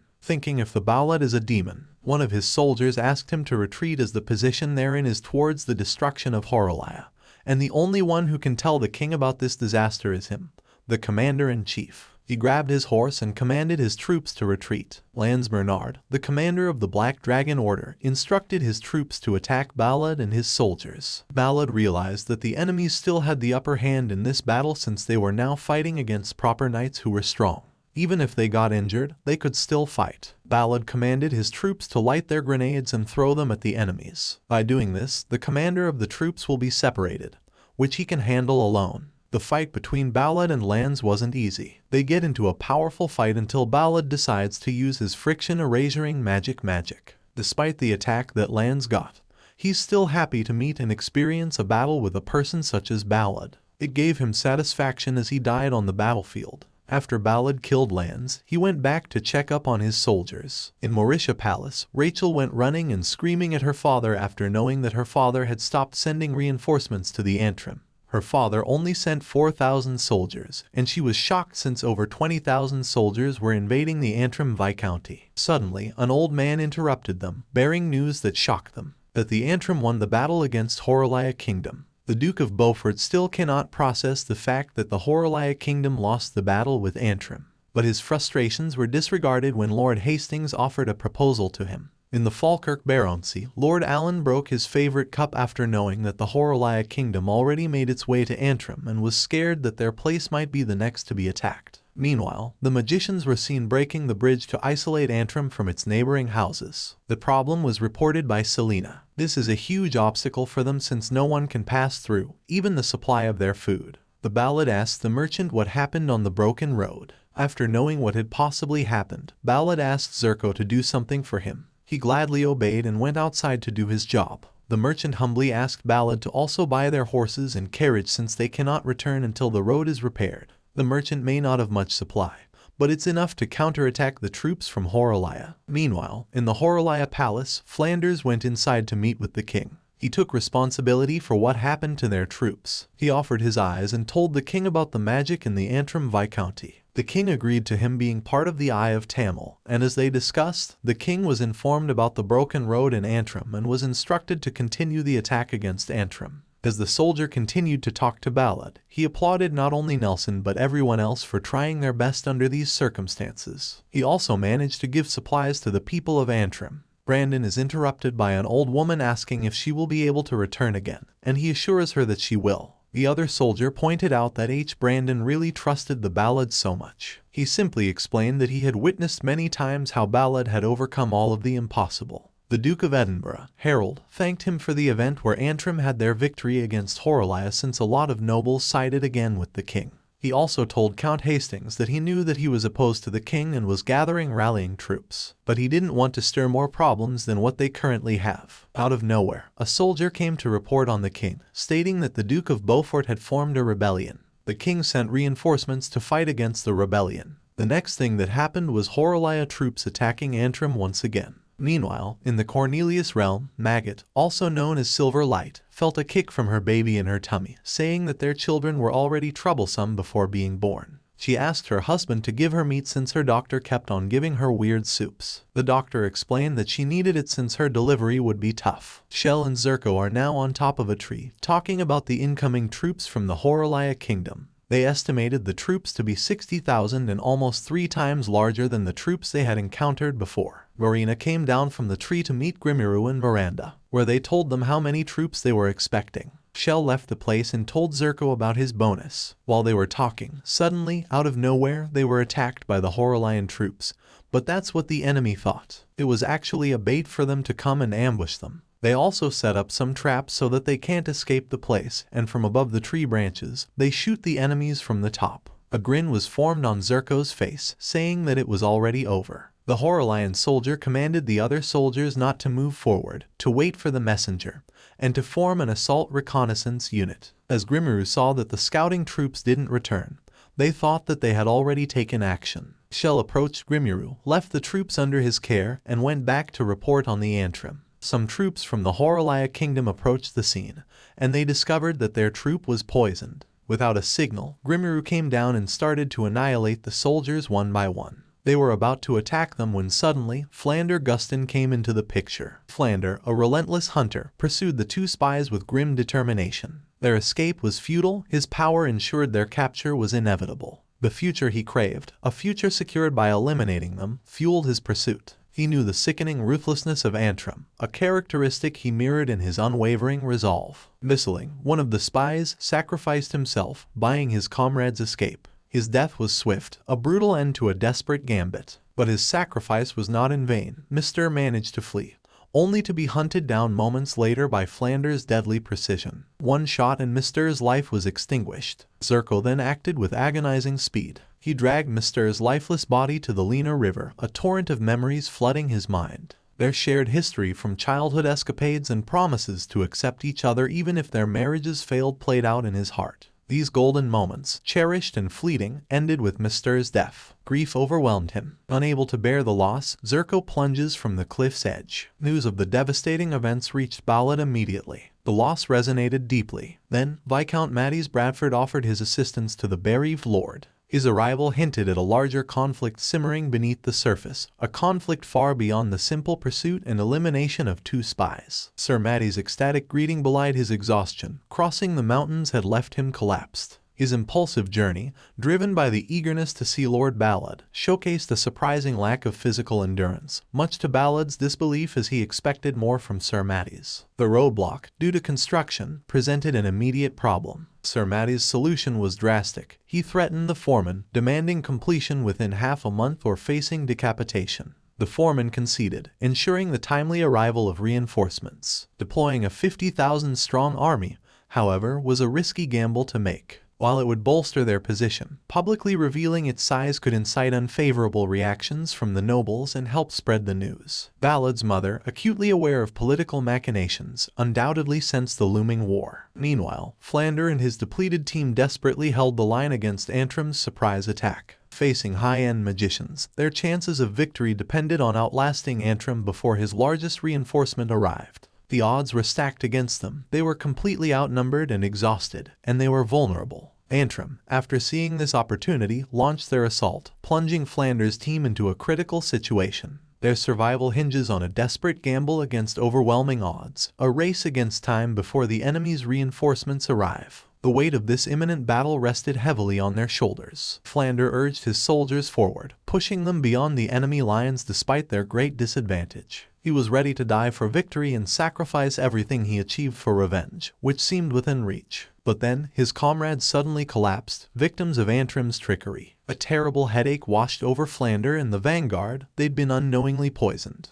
The Antrim had used a potent, undetectable poison, tasteless, colorless, and odorless, similar in lethality to sarin gas. It caused headaches, nausea, heart palpitations, and, at high concentrations, instant death. They hadn't enough magicians to spread it widely, only enough to encircle the vanguard. Despite this limitation, the poison worked flawlessly, and with the right amount of it, it could kill. The battle raged, and the poison surrounded Flander and his remaining men. Suddenly, Flander charged at the Balud, which is quite a shocking move, given his poisoned state. His desperate gamble was clear. He knew the poison was killing them, and he was willing to risk everything for one last to execute a desperate attack. The poison was a slow, silent killer, and many were already falling unconscious. Flanders' selfless act was a testament to his unwavering commitment to victory, even in the face of certain death. His final push, however, was unlikely to achieve a decisive outcome. Flanders' laughter echoed across the battlefield. He'd revealed the shameful truth: his vanguard, supposedly elite soldiers, were nothing more than useless prisoners he picked from nowhere. Balud's explosive retreat, a fiery barrage leaving a trail of burning prisoners,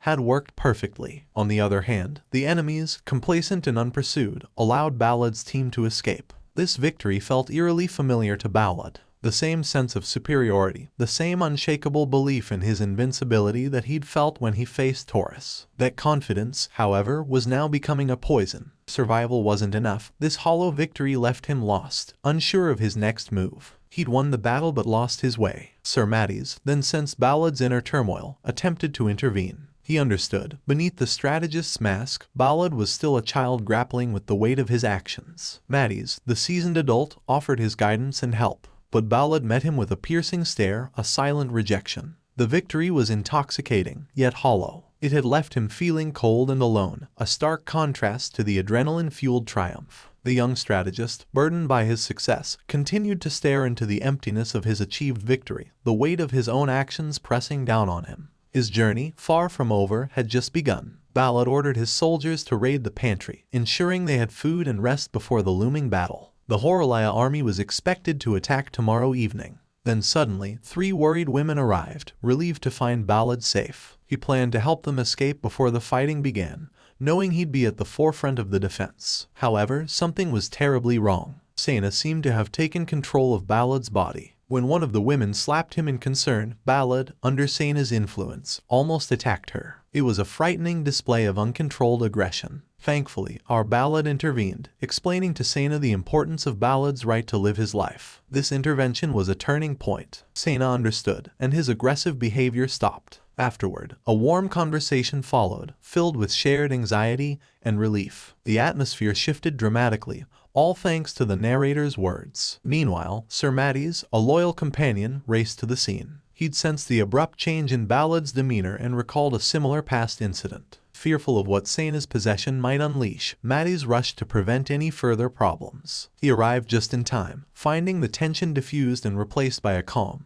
heartfelt exchange between Balud and the 3 women. Subsequently, the coming battle remained a looming threat, and who knows? Balud, after causing them to worry, felt terrible. The chances of his plan succeeding were slim, but luckily Sir Matties intervened. Meanwhile, Brooks desperately hoped for rain to delay the approaching army. A silly argument erupted between the two, quickly stopped by the larger of the group. Amidst the bickering, Balud had a flash of inspiration. They decided to head to Balud's grandpa's Guinness brewery, arriving late at night, surprising the old man. Balud's plan was audacious. He wanted to dig a shallow tunnel near the surface of a mountain, hoping to use it for a surprise attack. But Grandpa used the old mine as a beer cellar, and couldn't confirm if the tunnel still existed. The enemy army, preparing to attack Antrim Castle, found it deserted. Antrim had vanished, leaving the castle seemingly unguarded. This unexpected development spurred the enemy to charge forward, completely unaware of the trap. It was a mere distraction designed to draw the enemy into a carefully laid ambush. They fell for the trick, marching blindly toward their doom, unaware of the tunnel's existence. Balud's long shot, once seemingly impossible, now had a fighting chance. The deserted castle, the hasty tunnel, it all hinged on this surprising strategy. The fate of Antrim depended on whether Balud's grandfather's old mine still held its secret passage. Antrim's escape was exactly as they expected.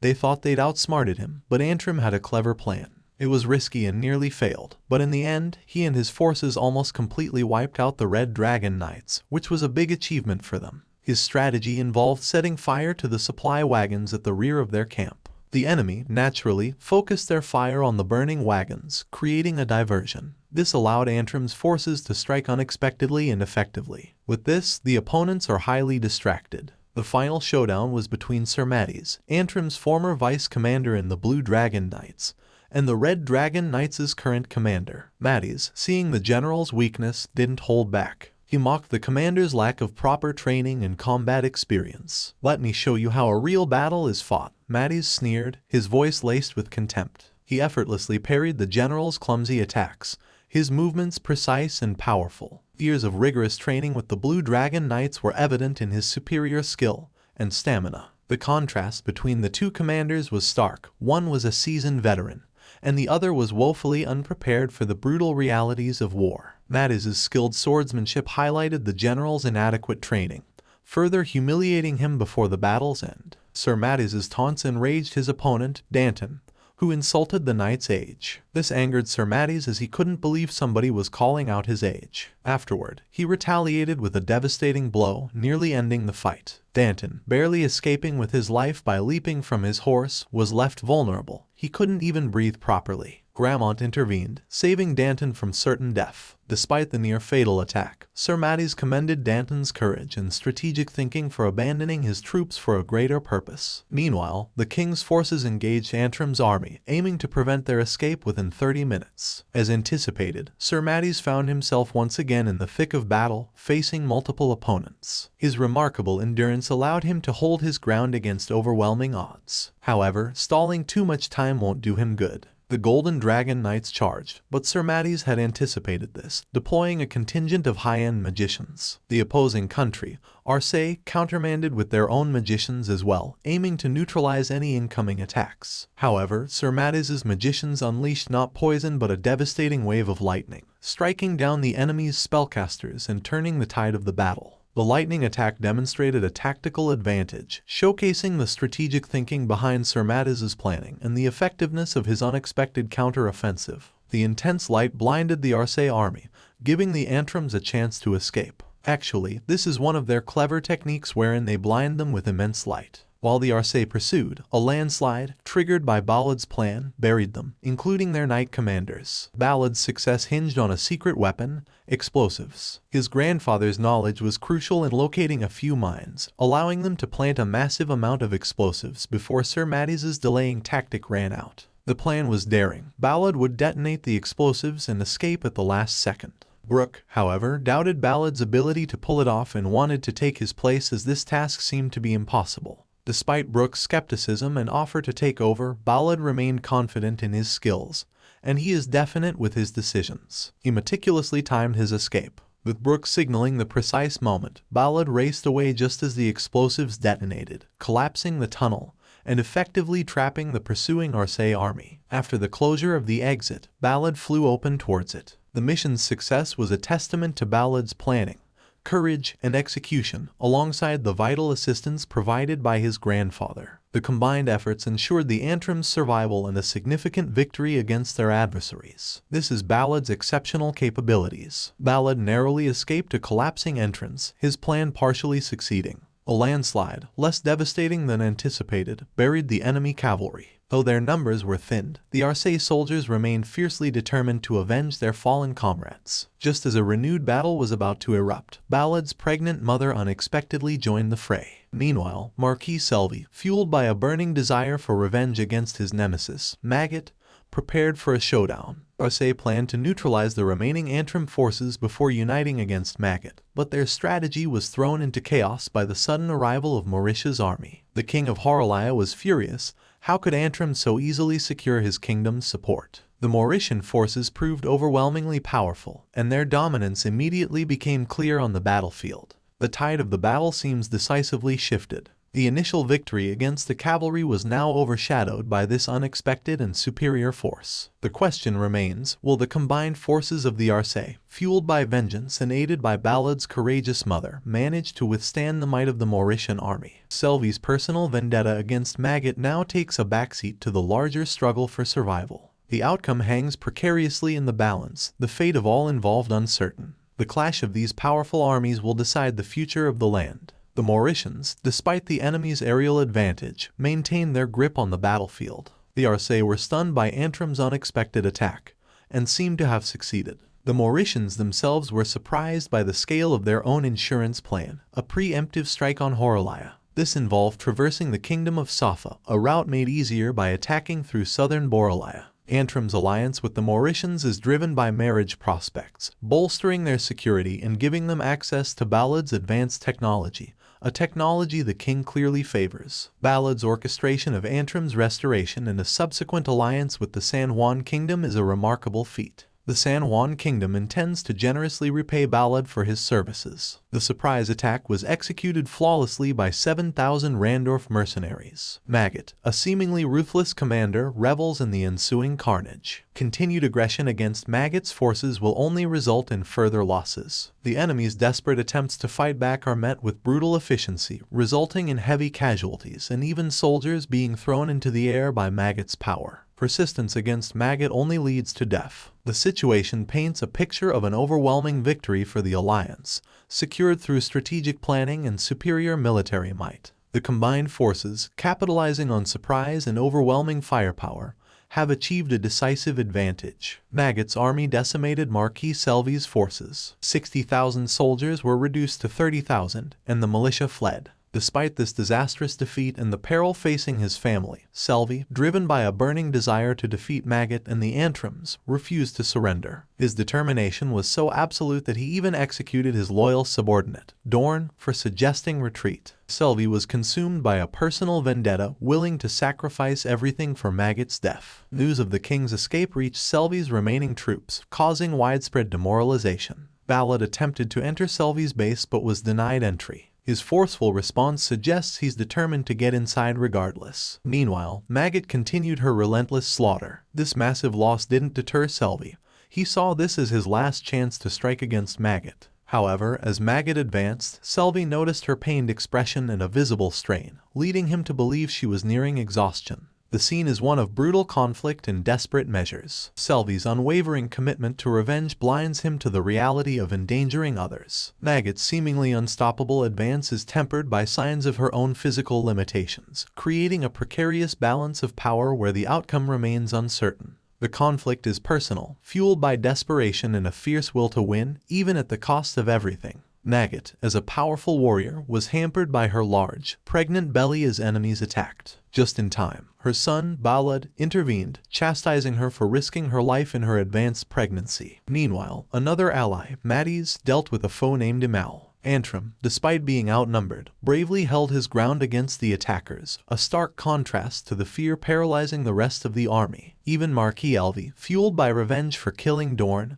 was now filled with regret. Selvy, driven by an almost suicidal determination to capture Maggot, ignored the overwhelming odds. He bravely charged alone, ordering his own soldiers to retreat, his only goal being Maggot's death. Maggot, refusing to yield, signaled to her son that the fight wasn't over. Though outnumbered, they resolved to target the enemy knights, who charged with fierce determination. Balud, fueled by a surge of adrenaline, unleashed a devastating attack, mowing down the knights until reinforcements arrived with silk. The tide of battle had turned. The scene depicts a desperate struggle for survival, highlighting the clash between maternal instinct and duty, unwavering loyalty, and the bitter consequences of revenge. The various characters display a range of emotions: courage, fear, regret, and unyielding determination. The timely arrival of reinforcements offers a glimmer of hope in a bloody and chaotic confrontation. Arcé desperately wanted to get Balud's head for himself, but Balud refused to surrender, hoping to ease his own burdens. Meanwhile, Selvy, relentless in his pursuit of Maggot, attacked her. However, Maggot proved unexpectedly strong, severing Selvy's head. The king received news of the Marquis's death with fury. The loss of the Golden Dragon Knight and his soldiers, decimated by a mere Viscount's forces, was a humiliating blow. His Horalaya army had been utterly defeated.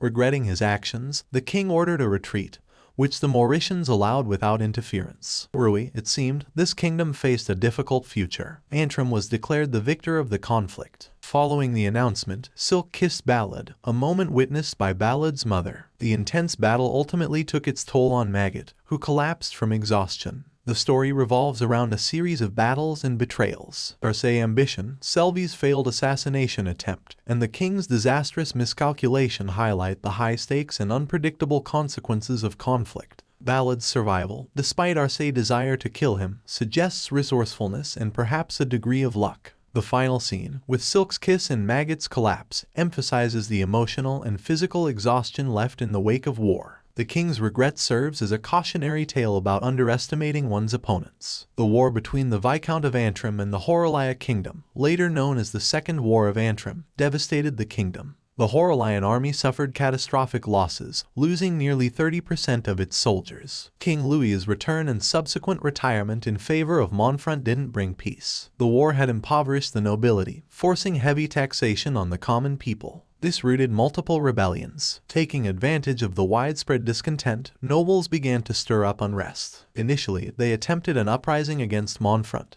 but finding this too challenging, they turned their support to King Louis, who desired to reclaim his throne. Louis, however, betrayed the nobles who rallied to his cause, poisoning their wine and eliminating them all. He justified this brutal act as necessary to crush any rebellion, deeming it preferable to the kingdom's complete destruction. Jean, a witness to this treachery, was shocked but ultimately understood Louis's ruthless pragmatism. 3 days after the massacre, the anti-royalist nobles who had pledged allegiance to Louis were executed, their heads displayed as a chilling warning. This allowed Mauritia to focus on foreign relations and prevent any further threats from neighboring kingdoms. The Second War of Antrim had left a trail of bloodshed and betrayal, resulting in a fragile peace secured through ruthless power plays and deception. Endless wars ravaged the land. Conquering armies, though sometimes disarming their conquered kingdoms, couldn't erase the lingering influence of the nobles. This cycle of conflict was fueled by the desires of the aristocracy, and Balud became a prime target. An entire army was hunting him. Meanwhile, Arnold and others conducted funeral rites for the fallen, their situation further complicated by the loss of support from Horolion. Peace negotiations between Ramillies and Arnold quickly deteriorated into heated arguments. The central issue, the Beaufort family line, specifically Arnold's grandson's inheritance. The Ramillies insisted on ending the line, citing a 3-generation execution policy that forced nobles to merely maintain their superficial existence. Adding to the tension, Earl Dudley, seeking to secure his legacy, proposed a marriage alliance for his newly adopted child. 10 days of fraught negotiations ensued, marked by constant bickering and unresolved conflict. During this period, the Second War of Antrim ended. Amidst this backdrop of political turmoil, Maggot gave birth to adorable twins, much to Balud's delight. However, his precious sibling moments were short-lived. A messenger arrived, interrupting his joy and delivering news that would undoubtedly plunge him back into the maelstrom of war and political intrigue. The letter's contents and Balud's reaction to them remained unknown for now, adding suspense to the unfolding story. In the bustling Mauritia kingdom, a celebration at Cameron Castle brings together foreign leaders. Rachel, intensely focused on winning Balud's affections, is preparing with flamboyant displays of flirtation that embarrass her sister, Margaret. Meanwhile, Rachel is currently causing a separate commotion. Screaming loudly attracts the maid's attention, and she is still wearing the underwear she's been trying for hours. Margaret, though acknowledging Beatrice's compatibility with Balud, advises her to pursue him strategically rather than with her usual impulsive methods. 4 years prior, Beatrice received 2 marriage proposals from Crown Prince Gustav and Peter. While Peter was described as dominant, Beatrice, despite her engagement to Gustav, maintained contact with the former. She shrewdly secured the support of nobles and Harold, bolstering her political position and effectively binding her to Gustav, primarily due to his attractiveness. Currently, in a carriage ride with Gustav, Beatrice shifts their conversation from Balud to Ernst's romantic interest in Selina. The scene highlights Beatrice's complex personality, simultaneously politically ambitious and driven by superficial desires. Her actions, from the frantic preparations to the impulsive scream, reveal a woman at odds with herself, juggling political maneuvering with personal desires, all while the larger celebration unfolds at Cameron Castle. Her relationship with Gustav, founded on aesthetics rather than deep affection, underscores this internal conflict. Selina, suffering from a sneezing fit, accompanied Balud and his fiancées to a celebratory party in the capital. Their arrival was met with boisterous revelry. Allies were already heavily drinking, praising Balud. Before the party, Balud had shrewdly negotiated a deal with Agatha. He'd secure her heirship in exchange for her family estate, a win-win situation they both accepted. Selina, brimming with pride, believed Balud deserved the title of hero more than anyone. Their celebratory mood soured upon arrival. Apraka, unexpectedly lunging at Balud, nearly strangled him, alarming his fiancées. They found Balud's reaction to Apraka's aggressive advances unsettling, interpreting his expressions as inappropriate. After Apraka departed to prepare for the banquet, Balud encountered August Richmond. Richmond initially lauded Balud's heroic capabilities but subtly mocked his human limitations, creating a tense atmosphere. This encounter hinted at brewing trouble. The party meant to be a celebration of Balud's achievements. The ambiguous nature of their interaction left the fiancés uneasy. Richmond's veiled criticisms added another layer of complexity, suggesting that Balud's journey towards true heroism was far from over, and that the celebrations might quickly turn into crisis management. The seemingly simple exchange of land and title had already led to an unexpected conflict. Highlighting the precarious balance Balud navigated in his newfound position of power and influence. A lavish banquet celebrated a successful party, followed by the unveiling of Balud's gift, a seemingly plain white Cameron castle. The shock: it was entirely made of sugar, showcasing Balud's incredible skill and resources. For his achievements, Balud was to receive the title of Earl of Farark, half the size of Duke Beaufort's estate. Another significant honor went to a margrave, formerly a manor lord. Elevated to a powerful military commander guarding the border, his authority rivaled that of a small independent state, including the right to levy temporary taxes for military purposes. This kind of reward would certainly elevate Balud's manpower for future purposes. This created a problem. The bureaucrat feared recognizing such extensive extraterritorial rights, especially while aiming to reduce the power of territorial aristocrats. They suggested a marquisate, a position among the 10 great nobility, as a more suitable alternative. Duke Beaufort, however, hesitated to grant Balud the powerful margravate title, even though Balud's ingenious strategy had led to a decisive military victory. This reluctance was fueled by Auguste, who subtly pressured against Balud's elevation. San Juan, however, offered Balud a marquisate in a high military position, a tempting counter-offer to the political maneuvering in Beaufort. The situation highlights the clash between rewarding exceptional merit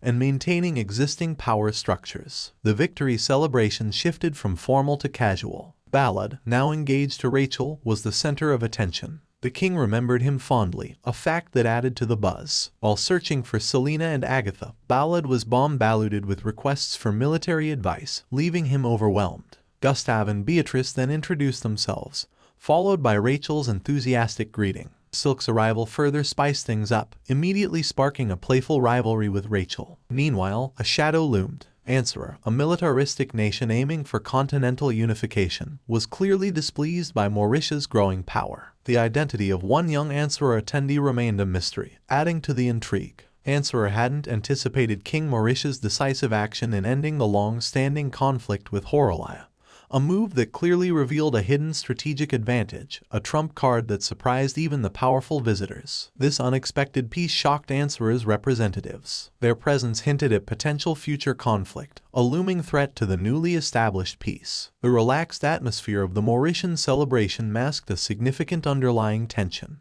The seemingly simple victory celebration concealed a complex geopolitical chessboard, where alliances and rivalries shifted subtly beneath the surface of joyful revelry. The celebration, while joyous, highlighted the fragility of peace and the ever-present threat of Answer's ambition. They were overshadowed by the larger, looming conflict yet to come. A man, smitten with the forgotten Princess Silk Donor, plans to make her his wife, a bold move given their nation's history. His advisors scoff, urging him to abandon this joke, but he's serious. He acknowledges the massacre that destroyed Silk's hometown, a tragedy his country conveniently overlooks. He needs to prove his sincerity, not just with words. His actions must speak louder. If his commitment becomes a reality, his country's stance will shift dramatically. Tristavi's succession is currently uncertain. Silk's mother, the former queen, married Ilford, losing her royal standing, and Silk, consequently, has no official claim to the throne. Despite her unknown whereabouts, Marguerite, another royal, maintains her position, further complicating Silk's path to power. Rebuilding Tristavi requires a powerful husband, and Marguerite's existence casts a long shadow. The pressure overwhelms Silk, leading to a collapse amidst the heated debate. He understands everything. He's not simply marrying a woman but forging a peace treaty. His actions will need to demonstrate genuine remorse for past actions,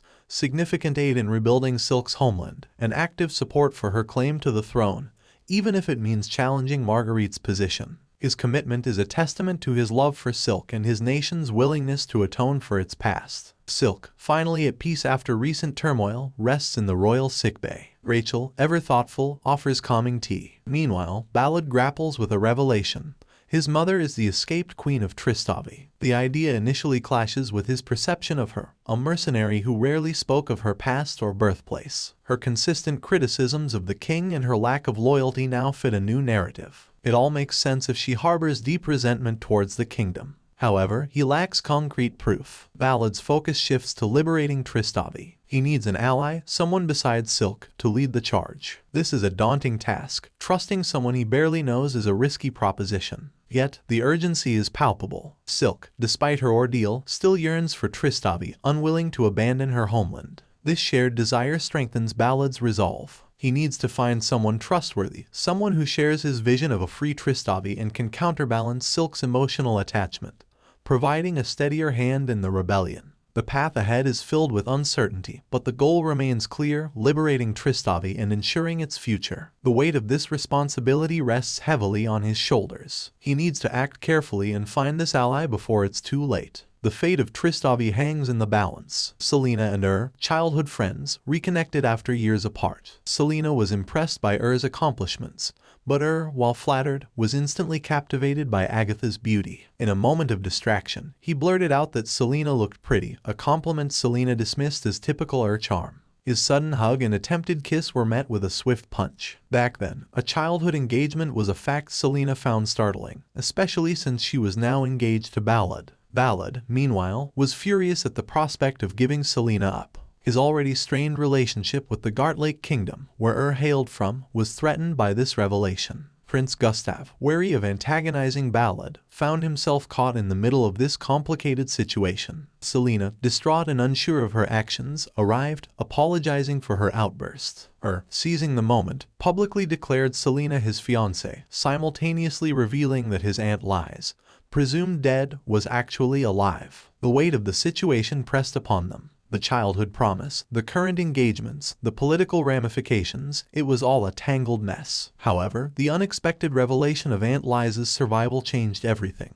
They resolved to talk through everything, hoping to untangle the web of misunderstandings and conflicting loyalties that bound them together. The future remains uncertain, but a commitment to dialogue offered a glimmer of hope amidst the chaos. The Nordland Empire, a kingdom bordering the southern Mauritia kingdom, enjoys surprisingly peaceful relations with its neighbor. The towering Maltina's mountain range, stretching east to west, acts as a natural barrier, fostering a sense of separation and minimizing border conflicts. Nordland's economy thrives on the resources this range provides: rich iron ore deposits. Combined with the abundant forests and the waters of the Talfaller River, this has fueled the development of iron manufacturing and metallurgy, forming the backbone of the kingdom's industry. Elsewhere, Selena's journey continues, as does her engagement to Balud, a powerful Margrave. She and her companions have been visiting blacksmiths, a trip that pleases Balud. However, Selena's mind is elsewhere, missing her childhood friends, Rudy and Daniel. Her reunion with Rudy is unexpected and emotional. Rudy's shock at Selena's engagement to Margrave is palpable. The news is quickly related to Aunt Lysrina, who reacts with a mixture of outrage and concern. Believing Selena's worth is being underestimated, Lysrina storms off to confront Balud. Initially, she arrives ready for a fight, but after a period of interaction and assessment, she ultimately acknowledges Balud's worth and suitability for her niece. The confrontation ends not in conflict but in a grudging acceptance. This unexpected engagement touched upon the lives of those closest to Selena and raised questions about the dynamics of power, family, and love within the Nordland Empire. Chief Priest Xena, incredibly strong even in her old age, swiftly protected Selena from Aunt Lysrina's attack. 30 years prior, Xena, then known as Halsing's Thunder, single-handedly decimated the Gartlake army during their invasion of Orbro, a feat described as a torpedo attack by surviving soldiers. This isn't just legend, it's a historical event. Xena later examined Balud, injecting him with strengthening magic and discovering his relation to Marguerite, a powerful beast man who was influential 40 years ago. Aunt Lysrina also seeks Marguerite, hoping to defeat her, though Balud doesn't know Marguerite's location. Xena is uncertain if the Marguerite mentioned by the Crown Prince is the same beastman she knows. The existence of a beastman in the royal family of the southern countries, where prejudice against beastmen runs strong, is unheard of, raising questions about the identity of this Marguerite. Selena, despite her engagement to a human, vows to remain steadfast in her commitment. Her engagement, brokered by a beast god's priest, involves a sacred vow, not a mere formality. both Selena's fiancé and Ernest must prove their worthiness to the god through a battle before a statue. Chief Priest Xena avoids explicitly stating the victor will become Selena's husband but warns that a lackluster fight will result in the engagement's annulment. With that, the battle between the two men begins. Ernest and Balud, two skilled warriors, clashed in a fierce, magic-free duel. While both were capable of using magic, the rules of the contest forbade it, forcing them to rely solely on their physical prowess. Ernest, powerful and aggressive, launched the first attack, prompting a swift counter from Balud. Their fight was an evenly matched display of strength and skill, a close-quarters battle where neither held a clear advantage. Balud, known for his unusual fighting stance, adopted it once more. This triggered an immediate response from Ernest, who shifted his form. This transformation, unique to beastmen like himself, was a physical enhancement achieved without magic, showcasing the beastmen's renowned close combat abilities. They were celebrated for their strength and skill developed through rigorous training, not mystical powers. The fight raged, seemingly tilting towards Ernest's victory. But Balud, in a stunning display of mastery, unleashed his secret weapon, the third form of his backsword drawing technique, a reverse roll. This incredible maneuver pierced Ernest's defenses, securing a decisive victory for Balud. Despite both fighters showcasing exceptional skill and determination, only one could emerge victorious. The battle, a testament to their incredible abilities, concluded with Balud's hard-earned triumph. Now, with Ernest's engagement annulled due to the circumstances of the duel, a crucial task remained, explaining the outcome and its ramifications to the individual who stood as Ernest's substitute guarantor. Balud, using an unlocked backdoor, secretly entered. Chief Priest Xena's unexpected presence shocked him. Xena suspects Marguerite is Balud's mother, a fact she intends to conceal. She deeply despises her birthplace and wouldn't want Balud to inherit it. Xena, incredibly well-informed, desires a confrontation with Balud. She's promised to reveal the truth if he manages to touch her. Understanding that the first move is crucial, Balud uses a newly invented light warp to gain an advantage. He plans to follow this with a magic spell to erase his presence, aiming for a swift victory. However, Xena is a formidable opponent. Despite this, Balud holds a trump card, a strategy he developed during past conflicts with his mother. Xena preemptively warns that this tactic won't work on her or Marguerite. This implies that if it's effective against Xena, it should also work on Marguerite. Balud decides to employ this strategy. Xena, exhilarated by the challenge, initially falls for the trick. However, she quickly recovers, her movements mirroring Balud's mother's fighting style. Balud, having fought his mother his entire life, understands these patterns intimately. This knowledge allows him to anticipate Xena's moves, ultimately overcoming her formidable skills. His victory stems from his inherent understanding of his mother's, and now Xena's, fighting style. The familiarity of his maternal combat style allowed for a successful counterattack. Marguerite, enraged by Aunt Lyserina's gossiping, unleashed a furious attack. Lyserina, usually unyielding, was completely overwhelmed by Marguerite's unexpected strength. This outburst was a prelude to a much larger conflict, a showdown with Xena. Xena, who also had something crucial to share, suggested a change of location. The ensuing fight was brutal, a clash of equals. Both women were evenly matched, trading blows with fierce intensity. Marguerite, surprised by her own power, fought with the ferocity of someone much younger. The fight was a long overdue reckoning, a departure from their usual playful sparring. Then, something extraordinary happened. During the fight, Marguerite unknowingly unleashed her King's Gate, a latent power unique to humans with beastman ancestry. This hidden ability, normally accessible only through specific knowledge and understanding, manifested unexpectedly in the heat of battle, signifying a significant deviation from the norm. Xena, adapting swiftly, countered Marguerite's aggressive strikes with agile evasions. Despite Xena's superior reflexes, Marguerite pressed on, confident in her newfound strength. Her single-minded goal was Xena's complete defeat. However, even with her unexpected power surge, Marguerite was ultimately defeated, sustaining serious injuries. Yet, she found a measure of satisfaction in landing one particularly powerful blow on Xena before succumbing to exhaustion. The fight, though ending in Marguerite's loss, revealed a hidden strength and a profound change in the dynamic of their relationship. Both women were left battered but with a new understanding of each other's capabilities. After regaining consciousness, Xena recounted Dahlia's story to Marguerite. Dahlia, of the Pazarov family, became a concubine in the Tristavi kingdom's harem, posing a threat to the queen. This ignited a power struggle amongst the nobles, resulting in the Pazarov family's downfall and Victor's death. Dahlia's punishment was lessened, allowing her to give birth to Marguerite under house arrest at the imperial villa. The fact that Dahlia, a commoner, joined the royal family shocked everyone. Xena, who had hoped for a suitable marriage for Dahlia, felt responsible for the family's misfortunes. Marguerite's desire to beat her is understandable, given Xena's tendency to overthink. Their life under house arrest was relatively peaceful until the revelation of Marguerite's beastman blood. Despite being a low-ranking princess, Marguerite's heritage caused an uproar. Even in beastman-tolerant nations like Nordland and Gartlake, assassins were sent, only to be repelled by Dahlia's loyal knights. The mastermind, frustrated by the situation, invited Dahlia and Marguerite to a tea party, but Dahlia remained tight-lipped about the details, leaving Xena in the dark. The revelation of Marguerite's heritage introduced a new and dangerous element into their peaceful existence. The consequences of this secret remained unknown, shrouded in mystery and potentially deadly intrigue.